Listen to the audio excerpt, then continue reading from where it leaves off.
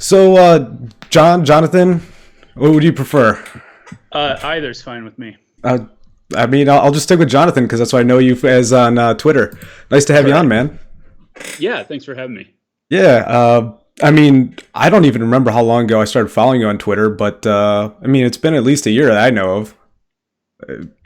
It's Cool. I'm trying to think of what circles we probably know each other. It's just kind of libertarian circle in a sense. I don't know. We have a lot of the same followers. I'm on Twitter right now. It says we have 139 mutual followers.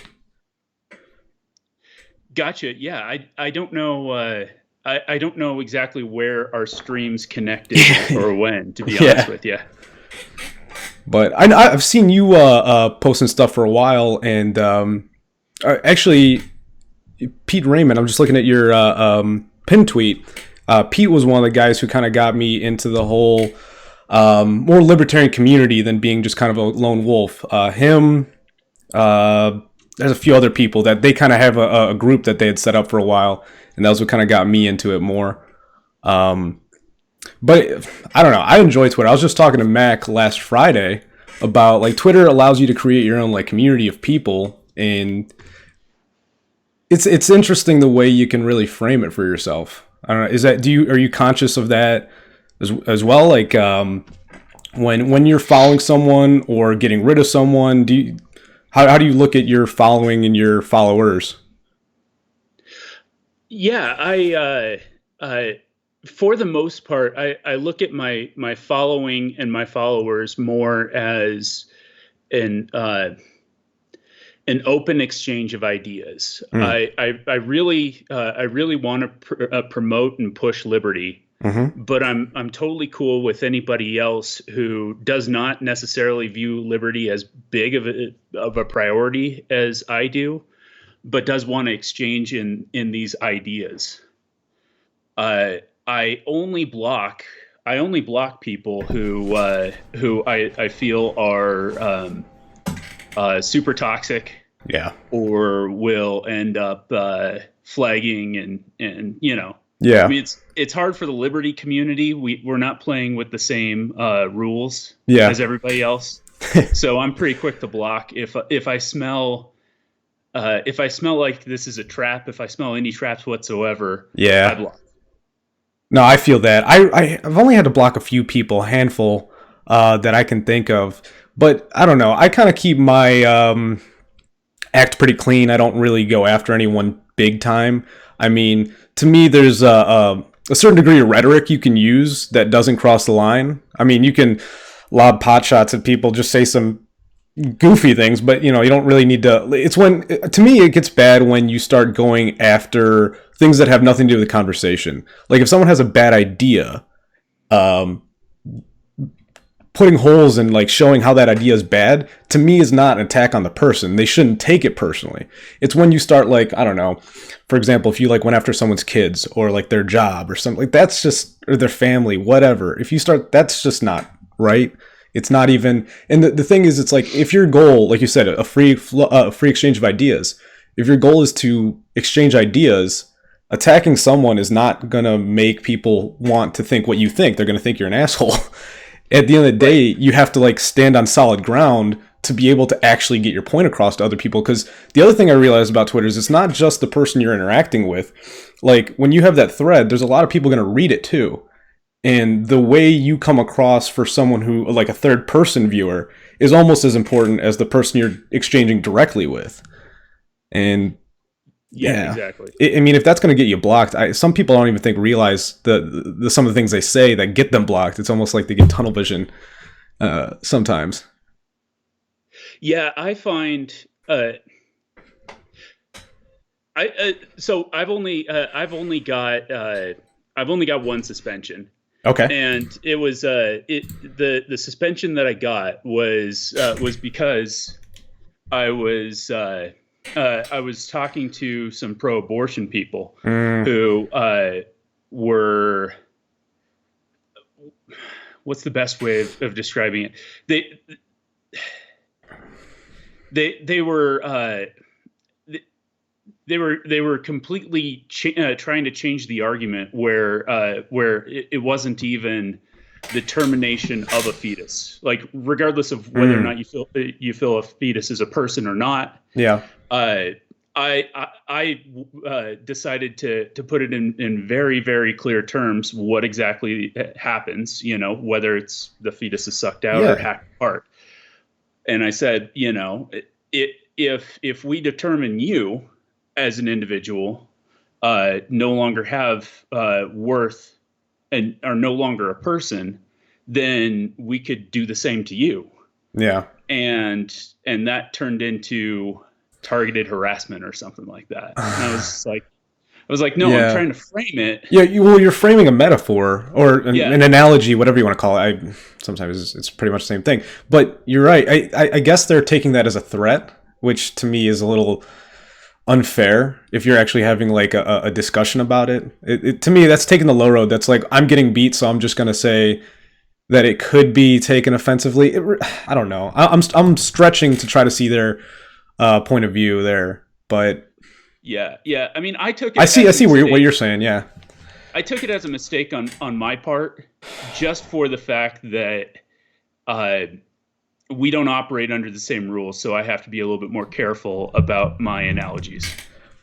That's that's the thing is you're taking the high road there, and I find that there's a lot of people get frustrated and they take the low road and they'll just double down and make it worse. They'll um, did you get suspended for that? That was as far as it went. Like you just made that equivocation to a fetus and that person you're talking to, or did it go any further? Did they try to provoke you or anything? No, that's as far as it went. That's as far as it went. And that got you suspended. Yep. Oh, I've said worse. I've said worse. I've never been suspended. I Well, thought there's more I to might have it. said worse. It's It funny. might have been There's the certain person. classes. There's certain classes of people Yeah. that that are trying to bait you Yes. into saying something that they can report. Yeah, And and then there are I'm other thinking you just people. got caught in a bear trap, is what happened. Oh yeah, totally, It's, totally. how long were you suspended? Was it like a Oh, month? it wasn't a bad one. It Oh, wasn't a okay. bad one at all. I mean, it was one of those, like, 12 hours, delete your shame Oh, sort of thing. yeah. Okay. I've seen Yeah. those. I've seen people post screenshots of getting those. I mean, I think Pete Raymond that you're in your pin tweet. I think he's still is he permabanned or is he Oh yeah, that account's permabanned. okay? Is he back up? I haven't really paid attention. Yes. Okay, that's something I'll have to look into. Yeah. I'll share his new his new handle to you once we get Perfect. off. Well, the one of the main things I'm trying to get going with this channel is I'm trying to kind of switch everything to the Discord server. I'm trying to start a conversation that kind of I want that to be the intermediary between like these streams. I want to ask like the 6 questions we're about to get into as a way of like as people come in start viewing, we're already talking about something, and then when we're done with the 6 questions, whatever's on people's minds, you and I, me and whoever, can just talk about it. But I want the Discord server to be there almost as a way to like have a constant, like we can always look back at where the conversation has been, but also like while I'm not streaming, we can like set up for the next one. So that's almost like an explanation to you and anyone who's participating. So without any further ado, let's just get into the questions and we can get back to talking about Twitter and anything else afterwards. Sound good? Let's do it. Perfect. So my first question, I like to start off with a bit of a doozy. Your sense of right and wrong, law and order, is that inherently an internal thing or an external thing? To clarify, is it something that humanity has found, or is it something that occurs in nature without humanity at all?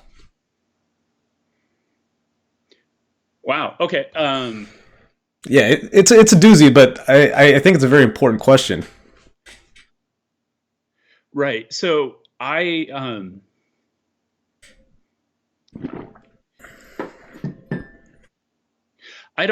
don't think I can answer this question without first stating that, I'm a Christian, and Hmm. so I believe that morality is given to us by God. Fair. Uh, the um, the the the fact is that of all of the animals of nature, Yeah.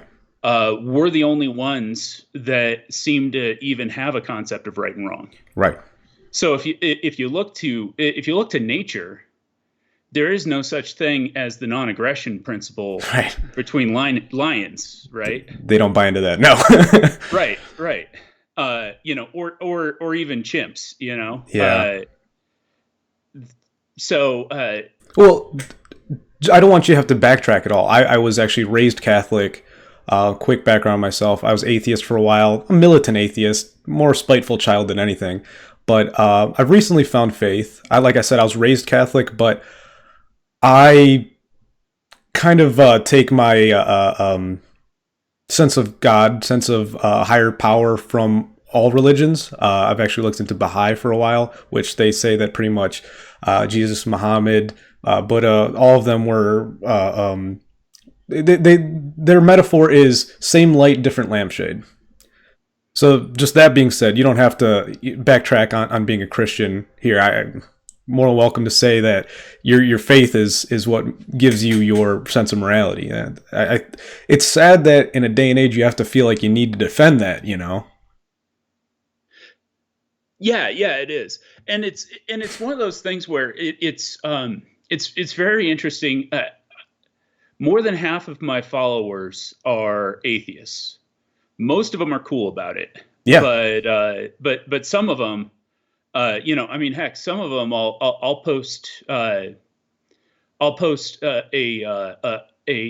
praise on Twitter, and every once in a while I'll get a mutual that just shoots back with "God not real." He's like, "Thanks, Dick." Yeah. But I mean, the more I find my own faith, the more I just look at that and go, I've been there. That, like, to me is like, I used to say dumb things like that to people, but I can say that in my experience, whenever that was me lashing out. That's all it was. Is belief in God or any higher power to me. It's almost like a weird club. And the thing is, there is no initiation ritual. There's no monthly due. There's no badge you can put on the back of your car so people know. The problem is you can glorify God's name, and that's kind of subjective. People don't know if you're telling the truth or not. I've seen plenty of Christians, quote unquote, wear it on their sleeve, but in their behavior, they're obviously not. Right. Just to tie it back to the atheist, it's like, I think certain times, especially for me, and like I said, I see it in other people, is they see you wearing your faith, and they're almost like, well, why can't I do that? So they're going to try to undermine. That's what I did, and that's what I assume they're doing. Whether it's right or wrong, I understand it, But, I mean, Gotcha. to get back to the original question. Oh, sorry. Right. So to fully answer your question, Yeah. I believe that our understanding of right and wrong comes from God. It's a common grace. Common grace being the concept of grace that God has bestowed upon humanity, as opposed to specific grace. Specific grace is grace specifically given to the believer. Right. So under the understanding that we're all made by God in His image, and none of us are made more like God than any other. Right. We get the idea of personal ownership, and from personal ownership, all of the other laws spin out from that. They web out. Like once you have your foundational laws of essentially the universe, everything else falls into place, and it's kind of the way I look at it too. I don't believe you had said specific. What was the word you said? Specific grace. I don't want to. Common grace and specific grace. Okay, and you do believe in specific grace, or do? Well, I believe that good and evil, right and wrong, and the natural law are all common grace. Oh, okay. Meaning that you do not have to be a Christian To yeah, to understand it, to have right. it, and to work with it. Okay. I'm on board with that as well. So what is specific grace to you then? That being a follower of Christ. Yeah. So specific grace would be salvation, Okay. and specific grace would be the blessings and the understanding of the Holy Spirit that's given to you once you become a follower of Christ. I see. Okay. I mean that makes sense. But it's almost like a two-tiered system that they're not mutually exclusive. That you Right. common grace and then specific grace on top of that. Like there's being a being in this universe gives you part of the common grace, but also you can be more specific by following in the teachings of Christ. Yes, Okay. yes, and more specifically, well, actually, now that I think about it, I mean, there's plenty of verses in the New Testament about how God takes care of the lilies of the field and the birds in the air. Mm. So common grace does extend out to non-human beings, Right. non-human forms. Right. I that's that's kind of the way I look at it too. It's really interesting for me to ask this question because it's funny how everyone I've been asking because I haven't asked people just on streams. I've asked people on the street too, and I think everyone thinks their point of view is a little more unique than it actually is. That there's a lot of common ground, even though, like you said, I'll ask atheists and their sense of right and wrong is actually very similar to that of the most devout people I know, and it's interesting. It's interesting. I think it's a conversation that people shy away from. They don't like. We always are taking for granted, like you said, the foundations of common grace. We take for granted what we think is right or wrong, but we don't ever ask where does it come from? Where is it? Like where do we discern it as a society? Because there's certain things going on right now that I'm just kind of like, this is not right. Like, and I look at like the view counts. I look at the likes. I'm like, how are there people still like supporting this and propagating these ideas? Like these are obviously living, breathing people somewhere. Right, right. And it just makes me wonder. It makes me wonder what the conditions are that allow them to keep that going. Yeah, I wonder that too. I think I wonder if there's something within the either the human mind or the human soul Hmm. that really wants to be able to fight for what's right, fight for justice, however you define it, Yeah. and uh, and when you remove a good clear path for that, you can start that desire to be that warrior for good, Mm-hmm. and it can end up ripping apart even the things that Yeah. that you know almost instinctively. Well, it's a razor's edge too, because the one thing I mean, there's a few. I'm sure there's a few verses. Actually, for me, I take more from a little bit of Eastern philosophy or Eastern religion than I do the Western. More because, well, without getting into that, it's a razor's edge because you can be a paragon of great virtue. You can be that really good person, but all it takes is like one Jenga piece to come out and your tower will come down, and all that influence, all that strength you had that was making the world a better place, if you lose that foundational piece, a person with that much power can become a force for, I don't want to say evil, but they can go against everything they've created in an instant. Losing a loved one. I don't know. There's a lot of traumatic things that can happen, and it's just, to me, it's more of a reminder of, because Taoism is it's my basis of where I found faith, and since that, I've been able to grow as a Christian because of my learnings in Taoism. And one of the tenets of Taoism is like, you can never think you're there. You can never think that, okay, I did it. I'm a Christian. I'm all done. It's like, no, no, no, no, no. Every day you get up, you got to come back to it. You got to walk that line. You got to confront the demons, whatever you want to call it. It never really ends. And I forget why I was getting into that. You had said something, but it was just a matter of not giving up. the conversation you have with yourself about it. Right. And was that some part of answering to the ripping out what you know is right? Yeah. What do you mean? The ripping out what I know is right, like personally, Oh, or no. I mean, that's what I ended up with. oh, The desire to yes, be doing something great. exactly. And, I just wanted oh, to turn it on its head and just say that like that desire to do something great, and even if you're embodying it, that motivation, that passion, that energy you have, if it gets tweaked in the slightest way, sometimes you can take all that energy that was propelling you to greatness. It can instantly just kind of, if you're not managing it, it can destroy you. That I mean, oh, totally.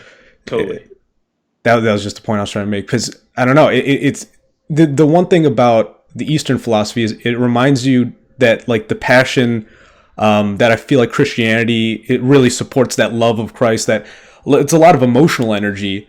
Well, there's definitely stoicism in the West too, but it's the same ideas. It's like you need to manage your chi, whatever you want to call it, that energy that propels you forward.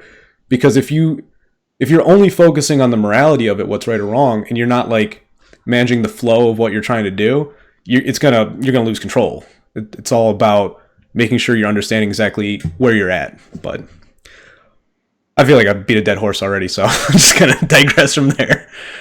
But yeah, I don't know. I think that's a great answer though, as far as where you think right and wrong comes from. I mean, unless there's something else you want to tag on the end there.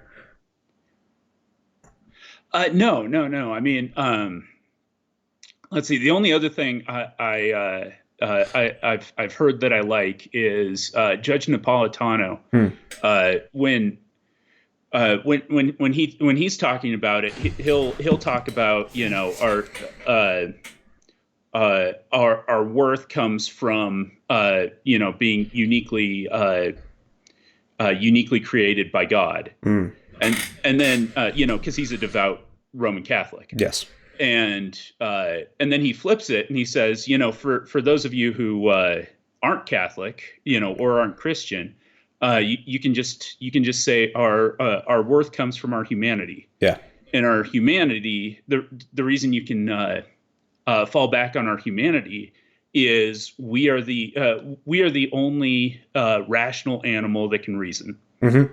And because we're the only rational animal that can reason, we can reason our way into understanding a hierarchy of things and understand the fact that my life as a base level is exactly equivalent to your life, and there's no way of creating a hierarchy Right. where one human being is worth more than another human being. Everything else is just peripheral. It's Right. sim. The soul is still the soul. Is I think kind of what you're trying to say there. Yeah. Well, yes, and from a humanity standpoint, it's really hard to like remove a man from his accomplishments. Just Right. a born infant is no different whether they're born to a poor couple or born to the Bezos family. Right. There's no added worth to it. Right. And the moment, and actually, realistically, the moment you start, like you were talking about the pro-abortion conversation you had, the moment you start, like you said, creating a hierarchy of human souls where some are worth more than others, in a more objective sense, like obviously family members mean more to me than strangers. There's that, but I'm saying like Oh, totally. when you're talking only strangers and you're stratifying them, that's when things get dangerous. And that's Well, where, and when you're talking legally, yeah. because legally we can't play favorites. Well, I was gonna go to hyperbole. That's where you get slavery. That's where you get human trafficking. It's like you can't, if you think that person's Genocide. soul, genocide also. Like when you look at someone else and think that their soul is not as worthy as yours is, you can enslave them, you can traffic them, you can kill them all in like genocide. And that's all I meant is like it's just a dangerous train of thought the moment you don't equivocate um, the worth of a person. Right. But well, let's that was a actually a great answer I've gotten. Probably the longest winded one because I didn't realize you were so prepared. But I'll move on to the second question. It's actually gonna. I did this on purpose. What's your earliest happy memory you have? Ooh, Take your time. Take your time. earliest earliest happy memory. Yeah. I mean, one of the ones I go to is my grandfather's garden. I just remember. I can still like. I was a toddler, but I can remember the smell of that. And like to me, that's. I don't think that. I hope that doesn't really go away. You know, it's one of those kind of things you can go back to. Right, right. I have I have a couple of really good memories, but I think my earliest one is uh, I grew up north of Seattle in a little town called Bothell, Okay. and Bothell has this little park in downtown Bothell called Bothell Landing, Okay. and there was an ice cream shop there. And I remember getting an ice cream cone when my family was really young. Mm-hmm. Like it was just me and my middle sister, and my little sister hadn't been born yet. And I got an ice cream cone. It was chocolate chip mint. It was a late spring day. It was nice and sunny. And ever since then, I've loved that flavor. The Um, mint chocolate chip, or yeah, yeah. yeah. And it's funny. My middle sister has a better memory than I do. She says she remembers that day, and she says that she remembers being angry because she didn't get ice cream. So um, So your great memory is bittersweet for her because she didn't get to participate like you did. yeah, yeah, That's yeah, funny. exactly. That's funny. Well, and are you do you have any other brothers or any other sisters, or just two younger sisters? Just two younger sisters. Interesting. I'm 10 years older than my only sister, Oh so wow. yeah, it's Are interesting. you very connected? Yes, we actually are. It's funny. We've been discussing lately because she actually this today she's celebrating her 1 year anniversary with her boyfriend. I told her a long time ago. I said I'm gonna make sure you like all things I do because the moment you find a guy who likes all things I do, I know he's gonna be a good guy. And Oh so nice. just lately, she's gotten upset because her boyfriend and I have exchanged texts just over games, like video games we're playing and like sports and stuff. And she's like, "Why are you guys becoming friends?" I'm like, "Because I told you this was gonna happen." I was like, "I will. I've already like vetted guys for you. Like, if they're into a bunch of dumb stuff, I'm not gonna support you. Like, it's a good thing when I'm close enough to my sister where I can just openly talk with her boyfriend. And like I see so many times where you have like the older brother, he's like all awkward and everything, trying to intimidate. No, no, no, no. Enemies, your friends close, but your enemies closer is the way I look at it. It's like if he's gonna be spend so much time with his sister, I want him to think we're friends, even if we're not. We are, but you know what I Right, mean? right. Oh yeah, totally, totally. Well, never mind the fact that I mean, if well, you do want to be friends with this guy because if it ends up being something, like actual marriage, Well, yeah, then of course you want to be friends with your brother-in-law. precisely.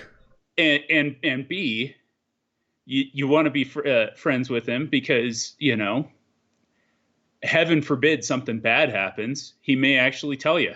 It. I was thinking the same thing. Is it if something hits the fan, if something's going wrong, that line of dialogue's already there, where there isn't anything awkward because like the cat's already out of the bag. So Yeah, yeah, yeah, yeah, yeah. And you are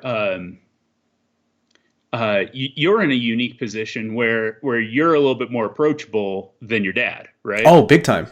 Yeah, yeah. Well, it's funny being 10 years older than my sister. I joke because sometimes I'm the brother, and sometimes I'm just a second father. Like sometimes I'm doing father stuff. I'm like, ah, damn. But it's nice. I was essentially an only child for 10 years, and I just think that it's really interesting having a sister now. I was just gonna ask you. It's like, what's the age difference between you and your sisters? We're all 20 months apart.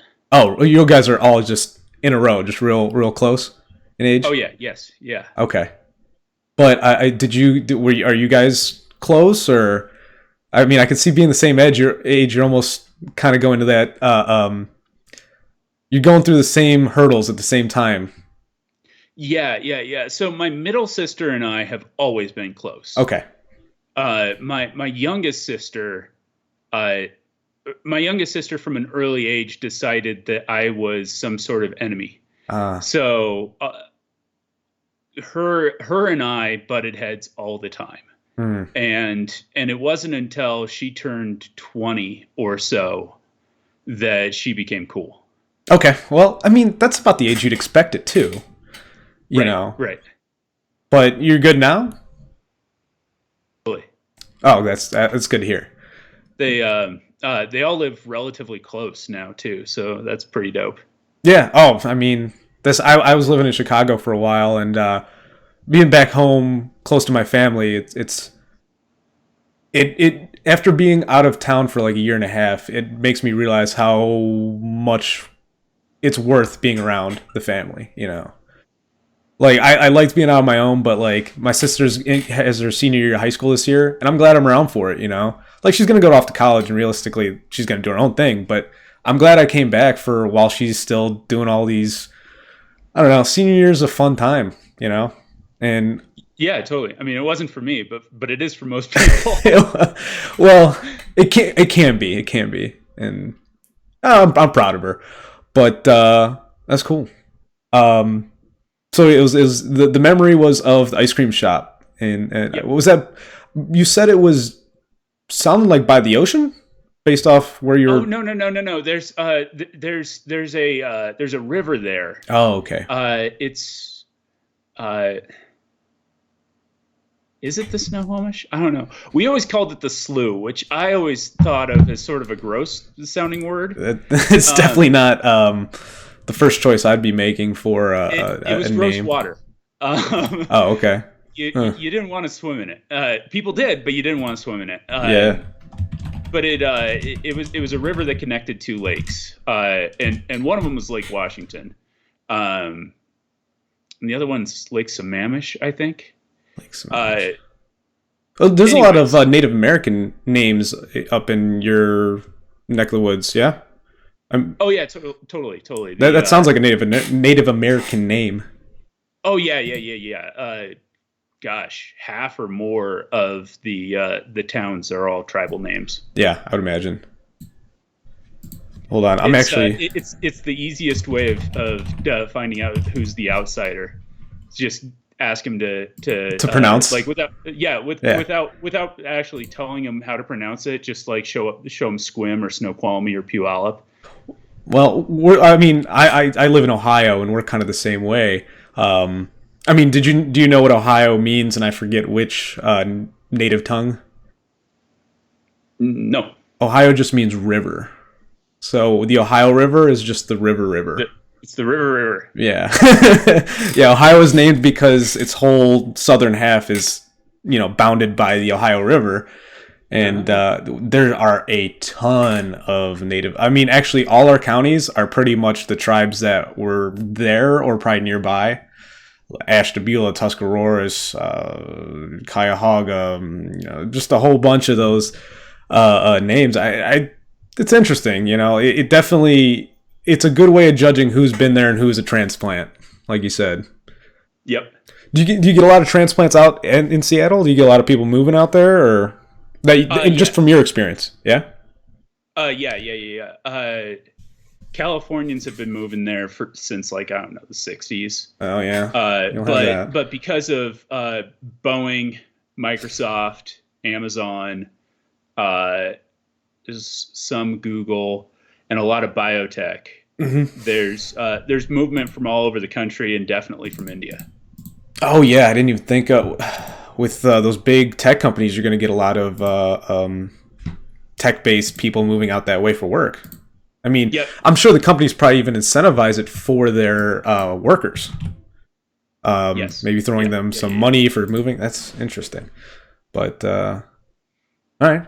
Well, let's go on to the next question then. All right.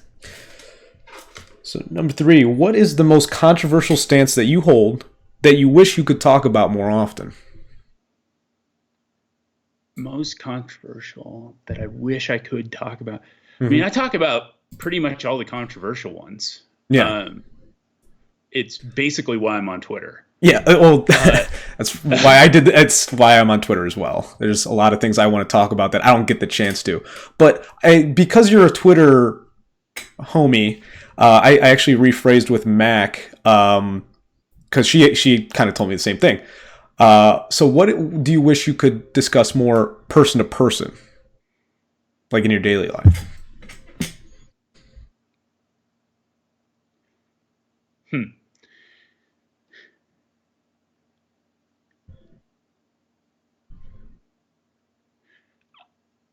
I really wish I could clearly communicate exactly how awful the state is. Mm, I view most of the rest of my uh, you know, controversial views spin out from that general idea, and so many people, both left and right, think that. Well, they think that the idea of the state, and certainly the idea of the state as it currently exists, mm-hmm. is the only adult thought, and everything else Yes. is just it's either it's either too high a level of thinking to actually, like ivory tower type stuff, Right. or it's too low and it's childish and you're just being silly. In But it's reference to like faith in the state, or yeah, just in reference to the idea of needing the state whatsoever. I mean, I see, yeah, plenty of people are just like, well, John, that's just you being rebellious. yeah. We know you have a rebellious streak in you. You're just lashing out against authority. And you know what? They're No, probably not wrong, but that doesn't mean that they're right. exactly. Well, and I was going to say, I have the similar persona that I keep to myself as well. But even if, and here's one of the reasons why I take a similar stance to you in being apprehensive of the need of the state is probably a quick way to summarize it. Mhm. I think it's a strong thought experiment because there are so many people I find that either they are implicitly or explicitly statists. Some people don't even think of it that much. They're just kind of following the herd and they don't really think about it that much. Some people do think about it and are statists. And regardless, I think I am in the minority of people who are apprehensive. So that being said, is I don't mind being overly vocal about it because I don't think that my side's winning, if that makes any sense. It's like if more people were apprehensive of the state and I was yelling at the top of my lungs, that wouldn't be as productive. That'd be almost propaganda at that point. I see my point of view as being almost a thought experiment that I can go above and beyond and be like, well, yeah, what if we just shut down the government? People are like, oh, what do you mean? I'm like, that reaction is exactly why I want to say those kinds of things. Not because I think we should actually go raid the Bastille, take the cannons from the, to go to the armory and take everything and then go march on it's first of all, the state doesn't work like that, but second, that's not very productive. To me, I prefer to just break people's minds in a good way where you're stuck in that little loop. I want to open yourself up. It's like, what if we just had less state? Like, oh well, let's start with no state. What does that look like? And let's just backtrack there because that's what it was essentially. I think too many people take government as a static need, that I'm really big into like sci-fi and, and video games and stuff like that. And in a lot of those games, there's in like futuristic societies or like kind of your Star Wars where it's like an alternate galaxy where they had their own history. And in the lore of a lot of those, there are governmental systems that in fiction aren't even, I guess they're a form of governing without government. Like you have like a technocracy, or where most of those things are capitalist. You have enterprises doing a lot of the same things. The one thing people always get libertarians on, and I saw a post about this recently, is, but my roads, who's going to do the roads? The government doesn't own roads. They own our roads in this country. But like if you go to like another country, if you have a company that has an investment in an area, they'll pave the roads because they need that road for their business. I think people don't get the idea that things will get done in the absence of government because there are people who will do it. Oh yeah, yeah. Well, and we have that even in the United States. Yeah, If especially in less developed areas. Oh yeah, yeah. No, well, even in developed areas, True. if I decide to buy land, tear down the existing buildings and build a mall, which would be a terrible idea nowadays. But Right. let's just backtrack it to the 1980s when that would have been a great idea. Yeah. The local town would require that I redo all the roads around the area just to make sure that the traffic worked. Yeah. And then the town would then reappropriate those roads, and they'd be local roads, but I'd be the one paying for them. And but I mean, that's like the model we've been going off of. But I don't know. I'm not a progress for the sake of progress kind of guy. There's got to be a different way of doing things than just looking at. I mean, I'm just looking at roads in particular. I've worked for a city. I see that there's like no level of urgency. It's when you have a bureaucracy like that taking on the maintenance of things like roads and stuff like that. Realistically, there's no motivation. There's no driving force. There's maybe a sense of duty, and that's about it. Like when you have someone doing it for a purpose, it gets done quicker, better, more efficiently. But when it gets left up to the state is kind of, because they are venerated in the way they are, they can just get away with doing whatever they want. And they can take their good old time. They don't always have to do a good job. There's not necessarily accountability. Not to say that every time that something gets done through government that's done poorly, but enough times it's done poorly where it's like, maybe we should rethink this. Well, yeah. Well, so no matter what, the government will always have the calculation problem, right? Yes. And the calculation problem is the idea that if you aren't bringing a product to market, you have no idea what the actual prices are. Meaning you don't know. You don't even know if asphalt is the best product to pave roads with. Right. Because there's no competition.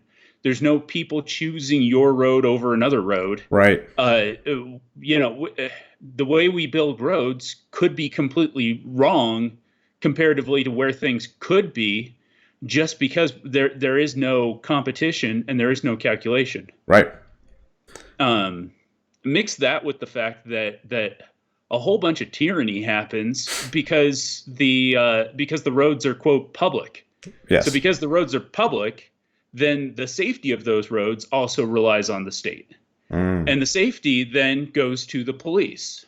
Yeah. And unfortunately, we're in this place now where the police are different than the populace. Yes. You mean that as a different in a sense of respect, or different in a social tier, or? Yes, both. I mean, okay. There certainly isn't a mutual understanding and respect, and there certainly isn't a mutual understanding and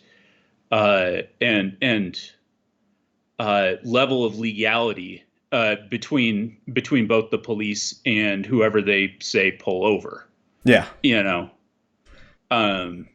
I've had my fair share of traffic stops, and it's interesting. I like to assume that there are more benevolent cops out there than malevolent cops.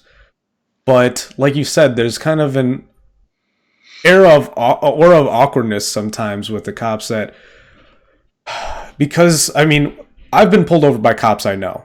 I don't worry about that. It's when you have like a state trooper pull you over and you're like, I have no idea where this guy's head's at. You know, Right.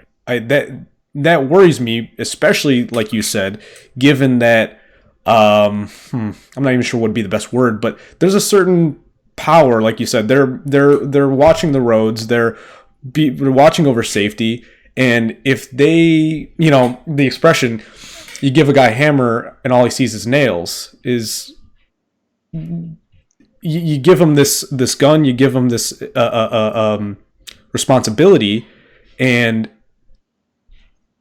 it's weird because I know I would struggle with it, and that's where I can be very empathetic towards cops. Like I think like the one things I wanted to get into earlier was like the idea of like static tribalism, where you have like this Blue Lives Matter movement, and I respect it. I think like being a cop is a very difficult job. And they should deserve respect for the duty they're doing.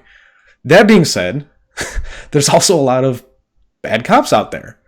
And there's this like anti-cop, police to police movement.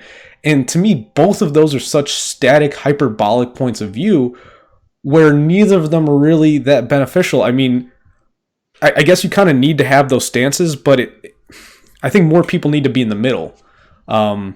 Because anytime I've had a conversation with someone, Blue Lives Matter, generally they're very arrogant people, I've found.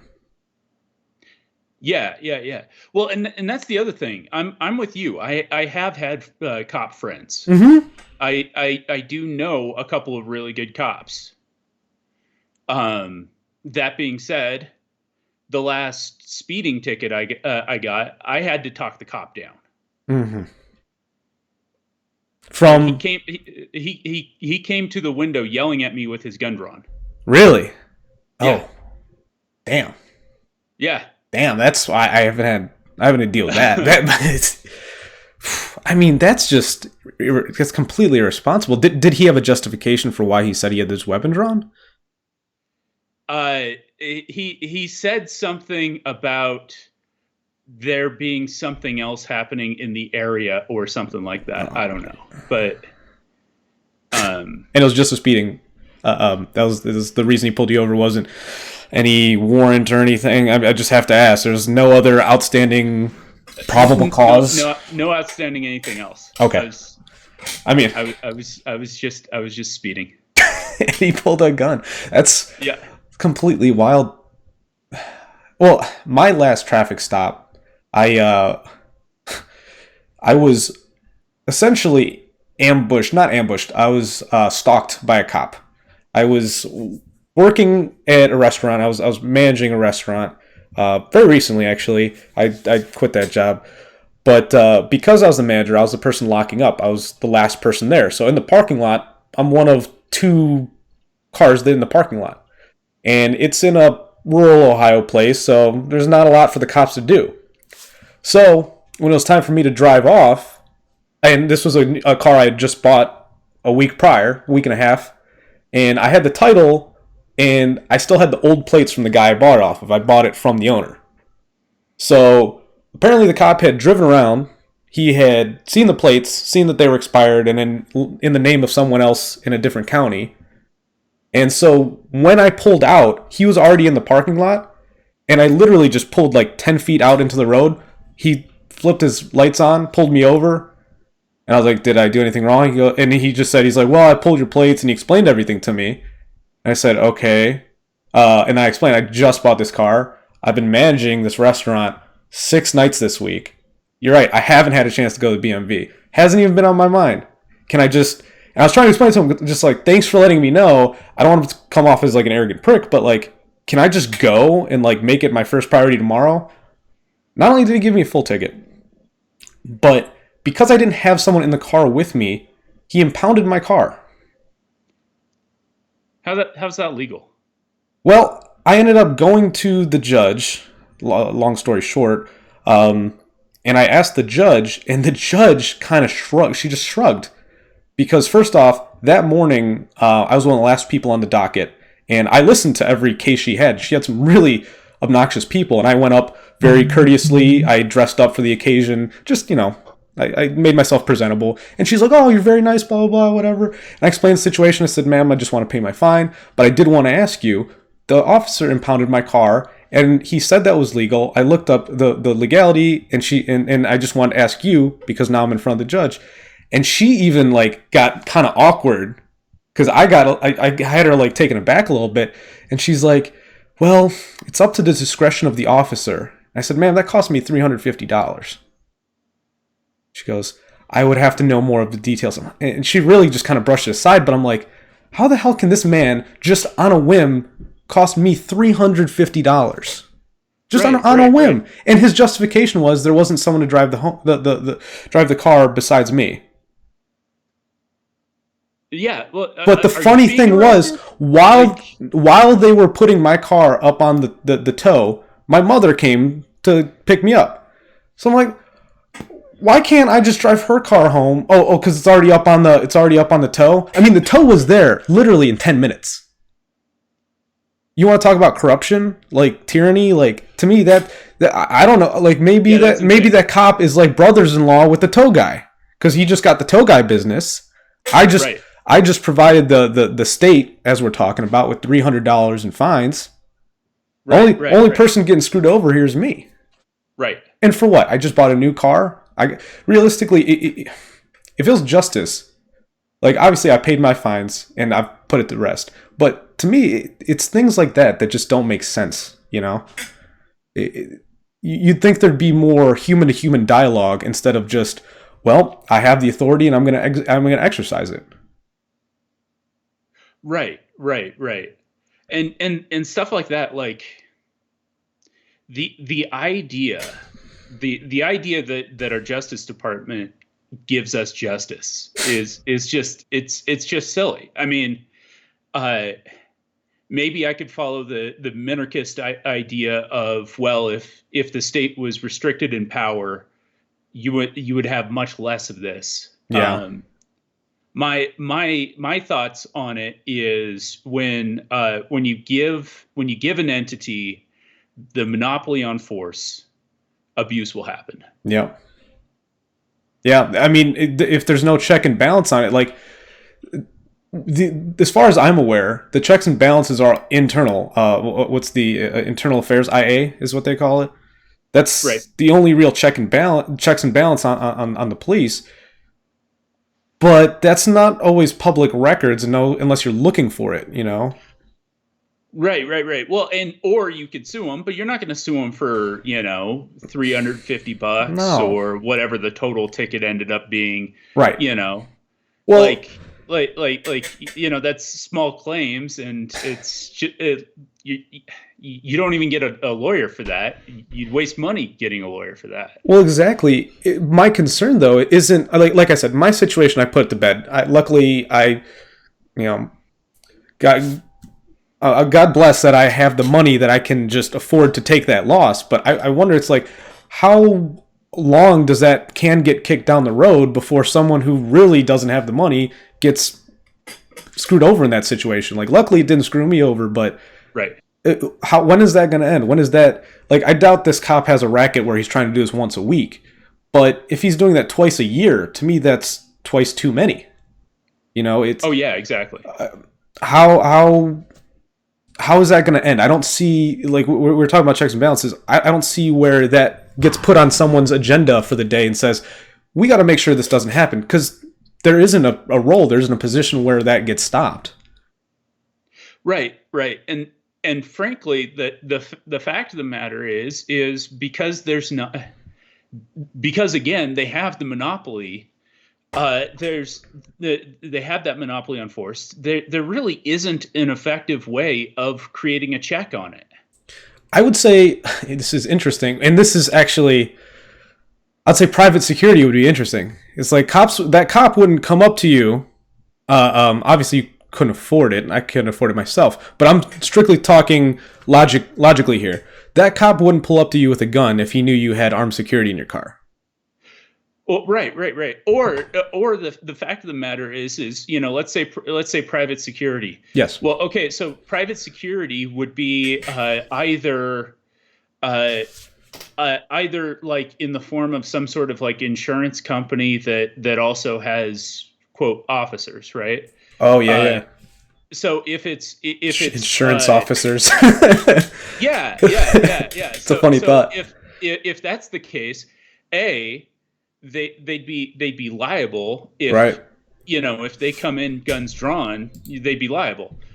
B it would be something where you're paying for it, or the owner of the restaurant is paying for it, or it's some combination of like the business owners association of that town is paying for it, Right. you know Well, that's and kind of what there's the local PDs are supposed to be. well, In right, they're essence. supposed to be that way. The only problem is again, it's this monopoly. It's not Yeah. it is there's not competition. No. And and that's where like private and there's security and there's would be competition. right. And there's no that even if our system technically says that there's a way to sue the cops, it really does not work out that way. Well, like You you know, said, to have an officer of justice to be put before the justice system, that in itself, it should show that that's not going to work out so well. It's the same people they're working with, especially if you're going to have like a local judge try one of the local police department people, probably one of the people they break bread with. It's you can't yeah, exactly. you can't expect one hand to fight the other. Right. They work with the prosecutor's office, Right. and they see the judge all the time, And and as a frankly, citizen, we're at a disadvantage there. yeah, and frankly, there's a confirmation bias because odds are, even with the bad cops, Mhm. odds are they're still dealing with I don't know, 80-90%, probably even higher, of the people that they run into are actual criminals of some sort, Oh yeah. right? Yeah. Oh, yeah, okay. Yeah. I see where you're going with that. Yeah. So Well, even if Officer Jones is a power hungry scumbag, odds are he's still dealing mostly with other power hungry scumbags that are. yeah. It's the circle you ride with. Uh. Yeah. So even if a judge isn't corrupt, they could just go off of a default of like, well, here Officer Jones gets a little heavy-handed. But Right. looking over this case, this guy definitely was beating his wife. Yeah. So what are you gonna do? Yeah. Yeah. I don't know. I'm almost taking a step back and saying, what are you and I really? I'm trying to think of what we're accomplishing in our conversation right now, because I don't know. I don't think that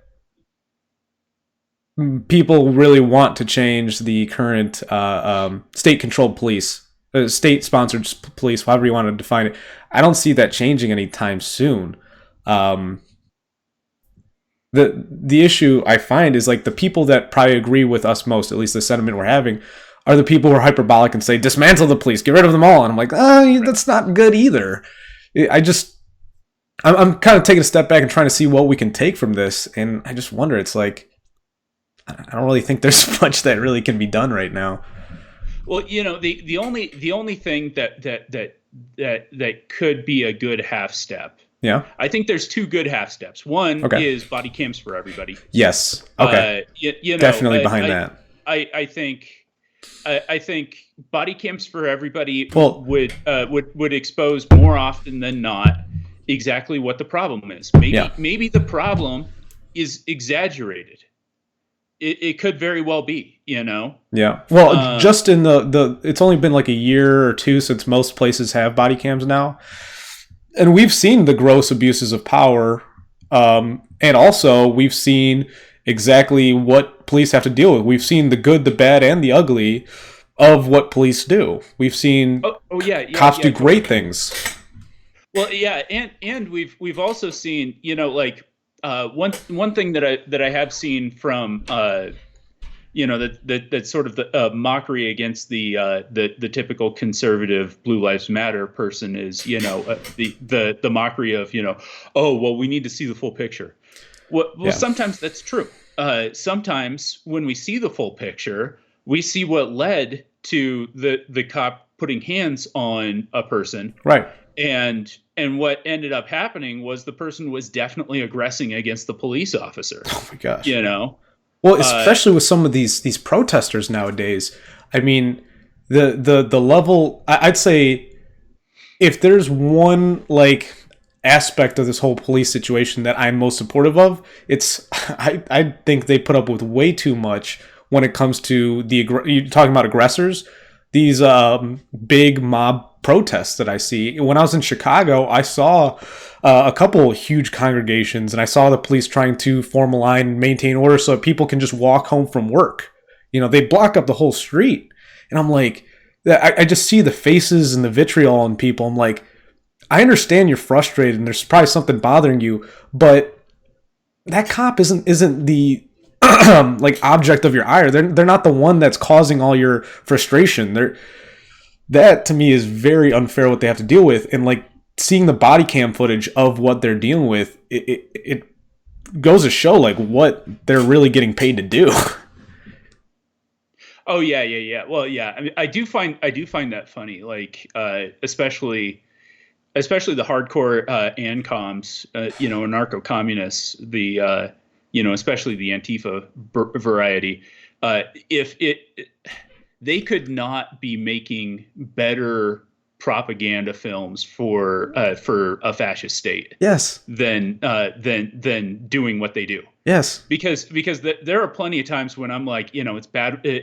It's bad that we're militarizing the police, which it is bad that we're militarizing the police. I feel 100%. like that mixed with the drug war is the cause of Well, and now I think they removing. said most local police departments have I can't think of the word, but they have APCs that were retired, refurbished, whatever. That military Oh yeah, yeah, armor yeah, personnel carriers, yeah, and and Trump just.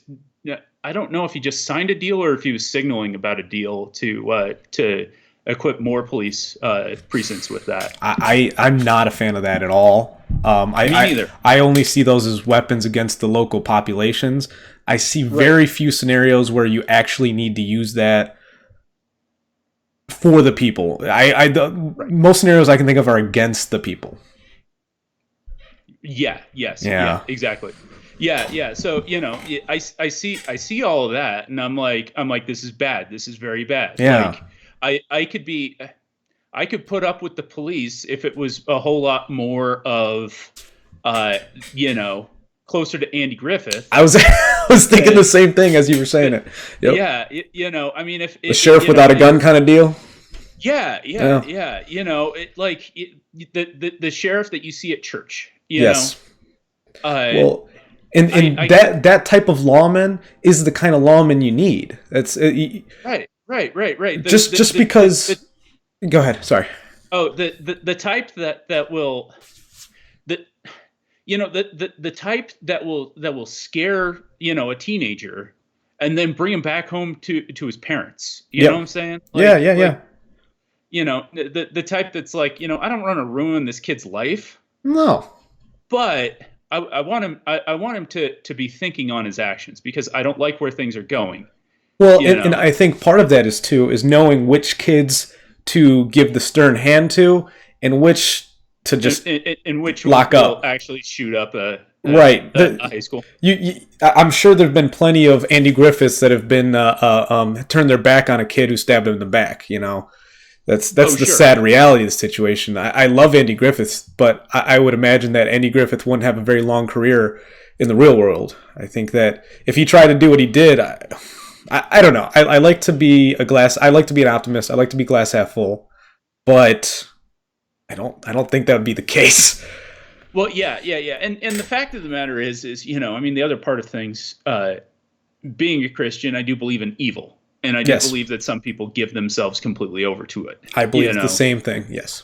So the idea, that I do have Twitter mutuals who believe that the perfect society is basically no society, and it's just what you can protect. And that's like almost homesteading kind of. Yeah. I mean, it's homesteading, and it's signs that basically say come with good intentions because I already have a lock on you kind of thing, and yeah. And I mean, I get the sentiment. Yeah, I can respect that.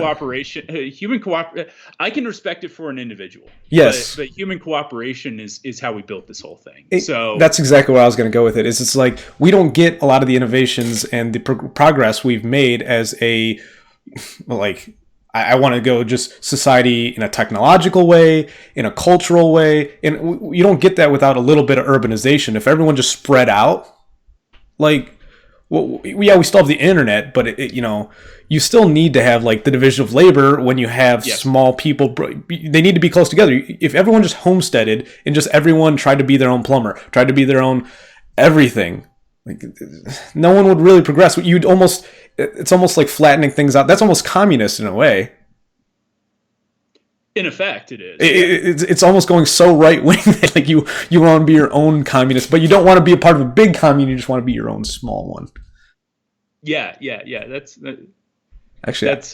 I need to figure out a way to meme that, to make fun of people who go so far right that it's like, oh, you're so far right, you've gone communist. Yeah. It's like the upside down horseshoe theory. It's the upside down horseshoe theory. Yeah, I can picture that. Yeah. Instead of at the top where Nazis and commies basically become best buds. Right. It's at the bottom where you have the anarcho-communists, anarcho-syndicalists. Your hippie commune where we don't have any rulers. We all just vote like each day to figure out what we're going to do. I would say the inverse of that. I would say these homesteaded I would say commune. It sounds weird to say. Are probably going to be authoritarian. It's probably going to be generally one man, I'm guessing, is going to be his own little dictator of his own little commune. Versus, like you said, the hippie communes where, dude, man, like everyone just kind of has a say. I have a feeling that the homesteading kind that we're referring to, it's going to be one person who's essentially going to be a dictator over a shared space. It's going to be literally patriarchal. It's literally just going to be, it's going to get pretty biblical in a bad way. Yeah, exactly. You might as well just change your name to Jebediah. And there you go. Done with it. And I'm sure there's going to be some formal title for that man, whether it's father, king, your lordship or something. I mean, I don't know. It's a funny thought experiment. Right. But right. So anyways, back to the Andy Griffith thing. Oh yeah. I think. I mean, obviously, the aw shucks, 1950s, 1960s only existed on TV. Yes.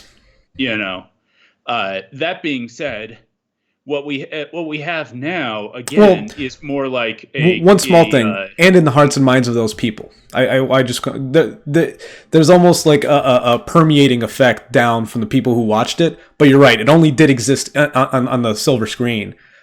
But like in the interactions, I still find people who try to have that Andy Griffith in their daily lives, even though it's not real. It's almost like the aspect of it. Oh, that's true. And, I just don't want to completely shut it out. Right. Because you are right. And there is a lot to be said for types. For almost the, he's almost the platonic type of the perfect town sheriff. Yes. Well, I feel like you need to have that idealistic type. Or else we have nothing to really look to. I mean, you could never have another Andy Griffith show. Like just in the way our culture is developed, I don't think you could really release a show ever that'll be that significant culturally. If you feel what I'm saying. Right. Plus you couldn't have that person anymore. No. You would have to, if you had that person, it would have to be snide and sarcastic, Yes. where this good man is put around a whole bunch of people who just, who really get it, you know what I'm saying? Yeah. And this idealistic idiot, is stuck in old times. Yeah, and that's the sad thing is, if you want to look at the Andy Griffith Show as propaganda, I'd say it's positive propaganda. It's like you said, it's not something that existed in the '60s, but people wanted it to, and I think that alone, that was my whole point for giving you that quick segue, is that it did exist in the hearts and minds of people, is because the reason I don't think it would resonate now is because people, like you said, have gotten so cynical. Like, I watch the show now, wishing that we lived in a time where I could unironically watch the Andy Griffith Show. Right. But I'm sorry, I derailed you. I just wanted to make sure I made that point. Right. So I guess my thing is, if what we should be working towards, if there's a way of working towards it, is working more towards that that platonic ideal of the sheriff that knows you and really wants the best for you, even if you're making bad choices. Yeah. The one who he can take the punch in the chin, and he'll smile at you, and he'll, like you said, drive you home, metaphorically. He'll still do his duty, even if you treat him without respect. Right. Because that's the one thing in Andy Griffith's Show. A lot of times, he watches people make mistakes, and he lets them make the mistake, and then he's there to help fix the mistake. He doesn't try to stop the mistake most of the time. He'll let them make their mistakes so that he can be there to pick things up. Right. And that, in and of itself, I don't know if that would work in a model for a show, because I don't even know. Everyone's too quick to jump on not letting a mistake happen, I feel like. That the idea of letting someone fall to pick them back up is just not a axiom I think people try to go off of. Right. You either let them fall and don't pay attention, or you don't let them make the mistake. There's no, to me, it's more of a patience thing, I guess. It'd be, no one's patient enough to watch someone fail so that you're there when they need you. They'd rather be quick, right away. Don't do that. Right. And that also comes to another intersection with liberty. Yes. The big thing about liberty is allowing people to make mistakes. It's the best way to learn. It's the best way to grow. It's just, you hope that the collateral damage isn't enough to throw you off in any way, whether we're talking financially, physically, whatever. Right. But I mean, that was all based off of me asking you which is the most controversial stance, and I think we could say that statism is definitely an interesting topic. Yes, to say the least. Was there anything else you'd like to chime in before I ask you another? No, let's just go to the next one. Okay, perfect. I like the way that one went, though. Post-apocalyptic go-to item, whether it be a financial collapse, zombie apocalypse, whatever. What's one item you wish you could conjure to make life a little more comfortable for you?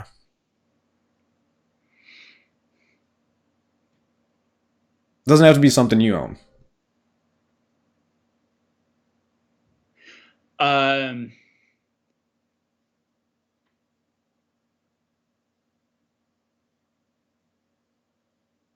The only thing I can think of off the top of my head is I've seen these water wheel turbine things that are relatively portable. That you just need to put in running water, so a relatively decent stream or a river, and you have electricity. Interesting. And it's just an outlet, or is it like a specific port, or how do you get the electricity? How does the current come out? So it looks just like a water mill, A little water wheel. Yeah, like a water wheel. Hmm. It's made of aluminum, Okay. and that spins a turbine that generates electricity. Hmm. So it's essentially a water generator. Interesting. I feel like that would be very useful. And it's something you can take mobily. It's not like a big hulking thing, or is it something you'd kind of set in place and leave for a while? You'd set it and leave it. Okay. It's like a it's like one of those bigger job site generators. It's about that Okay. size. Okay. So you need a truck. To bring If it you were in. Okay. to bring it in, bring it out, you need a truck. The problem with those job site generators is you constantly need to be finding gasoline. Right. And if we're talking a full complete collapse of everything, where it's like if we're talking a financial, well, I really I, feel like resources. John, I'm glad to have you on because you Uh, think as deeply on these things as I do. I gotta say, you are the most thoughtful person I've had on the show because I was hoping for a little more knee jerk, just like, I don't know, gun.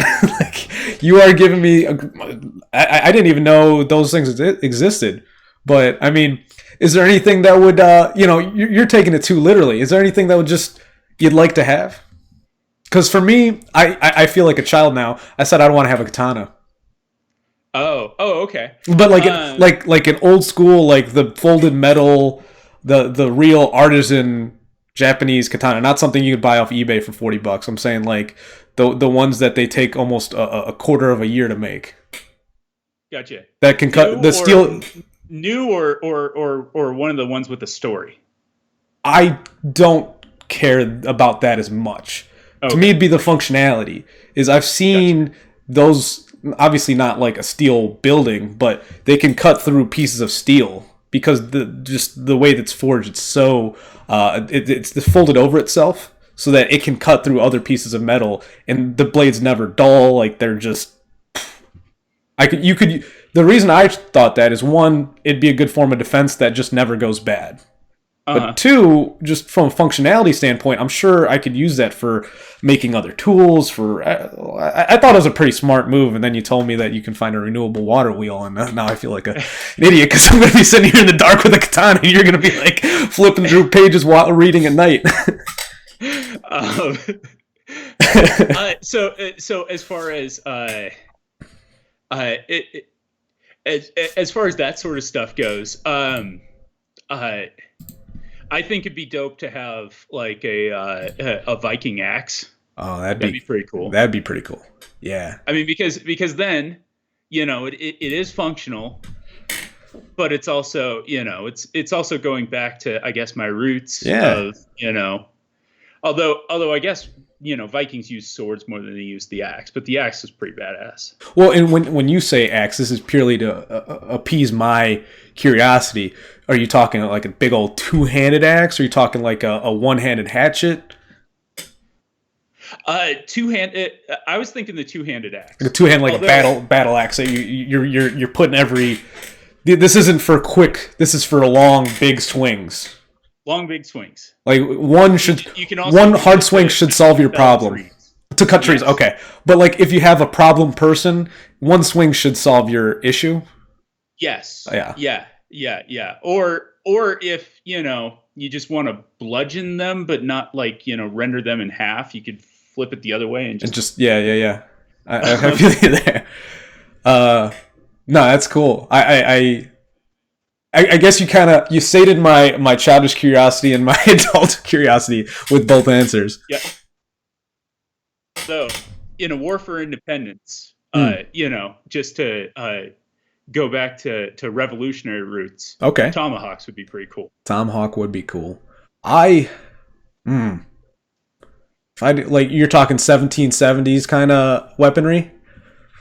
Oh yeah. If the uh, well, the more nihilistic viewpoints happen, of the whole collapse and all that sort of Yeah. stuff, and we have to, Well, you know, I've always thought halberds are a very interesting weapon. I've never obviously used one, but the idea of a halberd's always been interesting to me. I've seen uh, um, I've seen videos of people like who use them, and you can use them very quickly. Like obviously you have the sword, and you only have the sword's reach, but like essentially you can have a sword on a stick, and that idea has blown Right. me away. It's like if I can hold you at a distance with a halberd, but also when you come in close, I can still use it to defend myself in closer range. That to me is like a nice dual purpose weapon. But then again, I've never been in any kind of hand to hand combat of that sort, so it's all just speculation for me. It could be too big, and I'd pick it up once and be like, "That's too heavy," and then I'd want a sword. Yeah, yeah, yeah. Well, I've never been in any sort of medieval battle, so I'm glad I haven't had to. I'm glad my ancestors did for me. right. I'm glad I didn't have to do that, but it's cool. All right, well, I got two more, and then we can just kind of freeform. That's the thing is, like, I have this thing I want to get back to the questions, but once we get done with them, we can just go wherever the hell we want. Cool. This is just for continuity's sake. So, what is one simple lesson? You almost answered this for me, actually, a couple times, but what is one simple lesson you would want everyone in the world to have to learn? Like an axiom or something, like, if you had to make every single person learn it. Always lean into a punch. Mm. I mean that literally, and I mean that metaphorically. I think. I'm a former boxer. Mm-hmm. I guess I still work out. I still do a boxer's workout. I know you. I'm a former wrestler. But I don't wrestle anymore, but it's the mentality sticks with you. You still want to stay in shape. Yeah. Exactly. I feel you. Exactly. And with boxing, you always get hurt with the punch that you don't see. Yeah. And the punch that you don't see sometimes just comes from a lucky shot or a very very well placed shot. Yeah. But more often than not, like especially young boxers will start looking away from punches. Right, and they suck. No one likes getting hit in the face. Right. But as soon as you do that, that's when the punch that you don't see knocks you on the canvas. Yeah. And the funny thing and the weird thing about it is if you can't avoid a punch, sometimes stepping into the punch actually takes away the power of the punch. Yeah. You're talking literally, but also metaphorically. But also metaphorically, meaning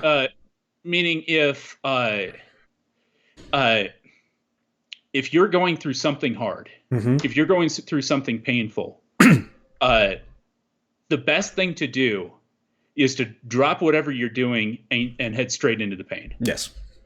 Or even something that's causing you anxiety, something that's bothering you.